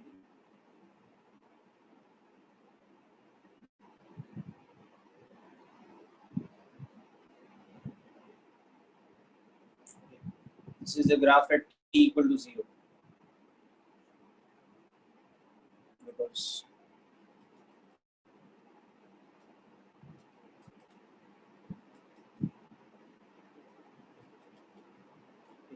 this would be e by 2. This is e.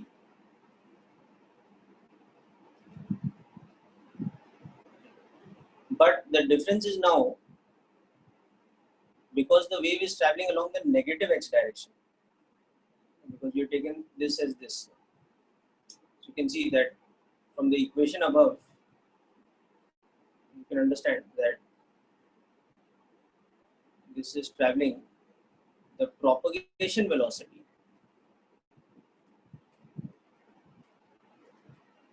is minus omega by k.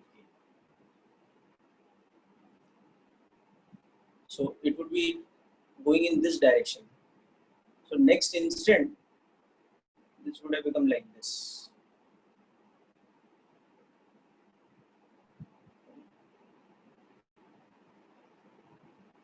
This is how the wave is propagating. So this is how the wave is at delta t. Okay. So you can see that particle at the origin is propagating in which direction? It's having a particle velocity upwards. So y at x equal to 0, t equal to 0 is plus a by 2. But this particle is moving away from mean position.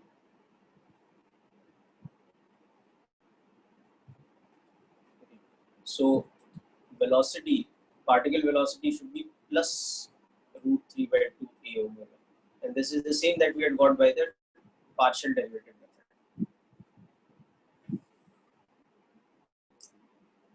Okay, so that's how the phase constant plus the sign between kx and omega t together determine the with the algebraic sign and the magnitude of the particle velocity at any given point.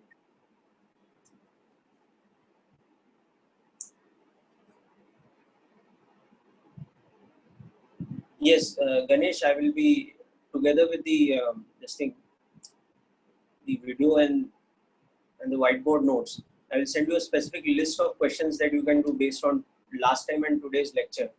We've covered quite a few things now from both HC Verma as well as your module PDF. Plus, I will be eventually sending some additional assignments also in Waves. Okay, so that's it for today's lecture. Now, next time we'll be looking at some important things like we'll be looking at the relation, the propagation speed, how it depends on the medium's properties. T is the tension in the string. Suppose this is in newtons, and mu is the linear mass density of the string.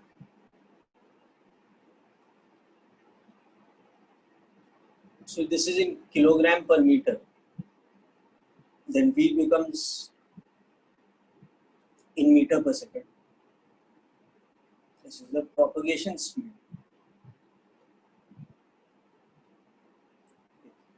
So we have the relation V is equal to F lambda. So in this you can see V is dependent on the medium only. That is the string. Okay. Frequency is the frequency of the source of the wave. The source is always a simple harmonic oscillator. So whatever frequency that is oscillating at, that becomes the frequency of the wave. So lambda becomes dependent on both source and the medium.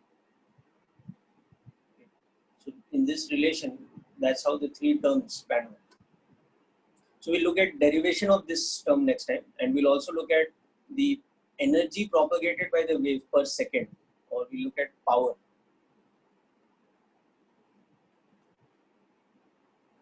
That is the energy propagated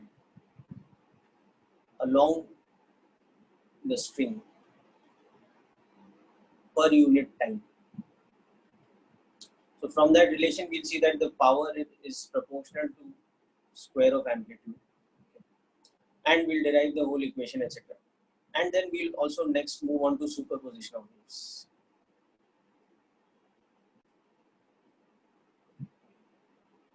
Etc. Things like that we'll look at. So you want to get a look ahead at the theory part, this is what we'll be doing next time. Plus, I'll be sending you a list of questions. But in the meantime, you also have a test coming up. And the test on 28th will only have geometrical optics. Okay, the syllabus might be reflecting waves also, but we haven't done enough things in waves, so it will be complete geometrical optics.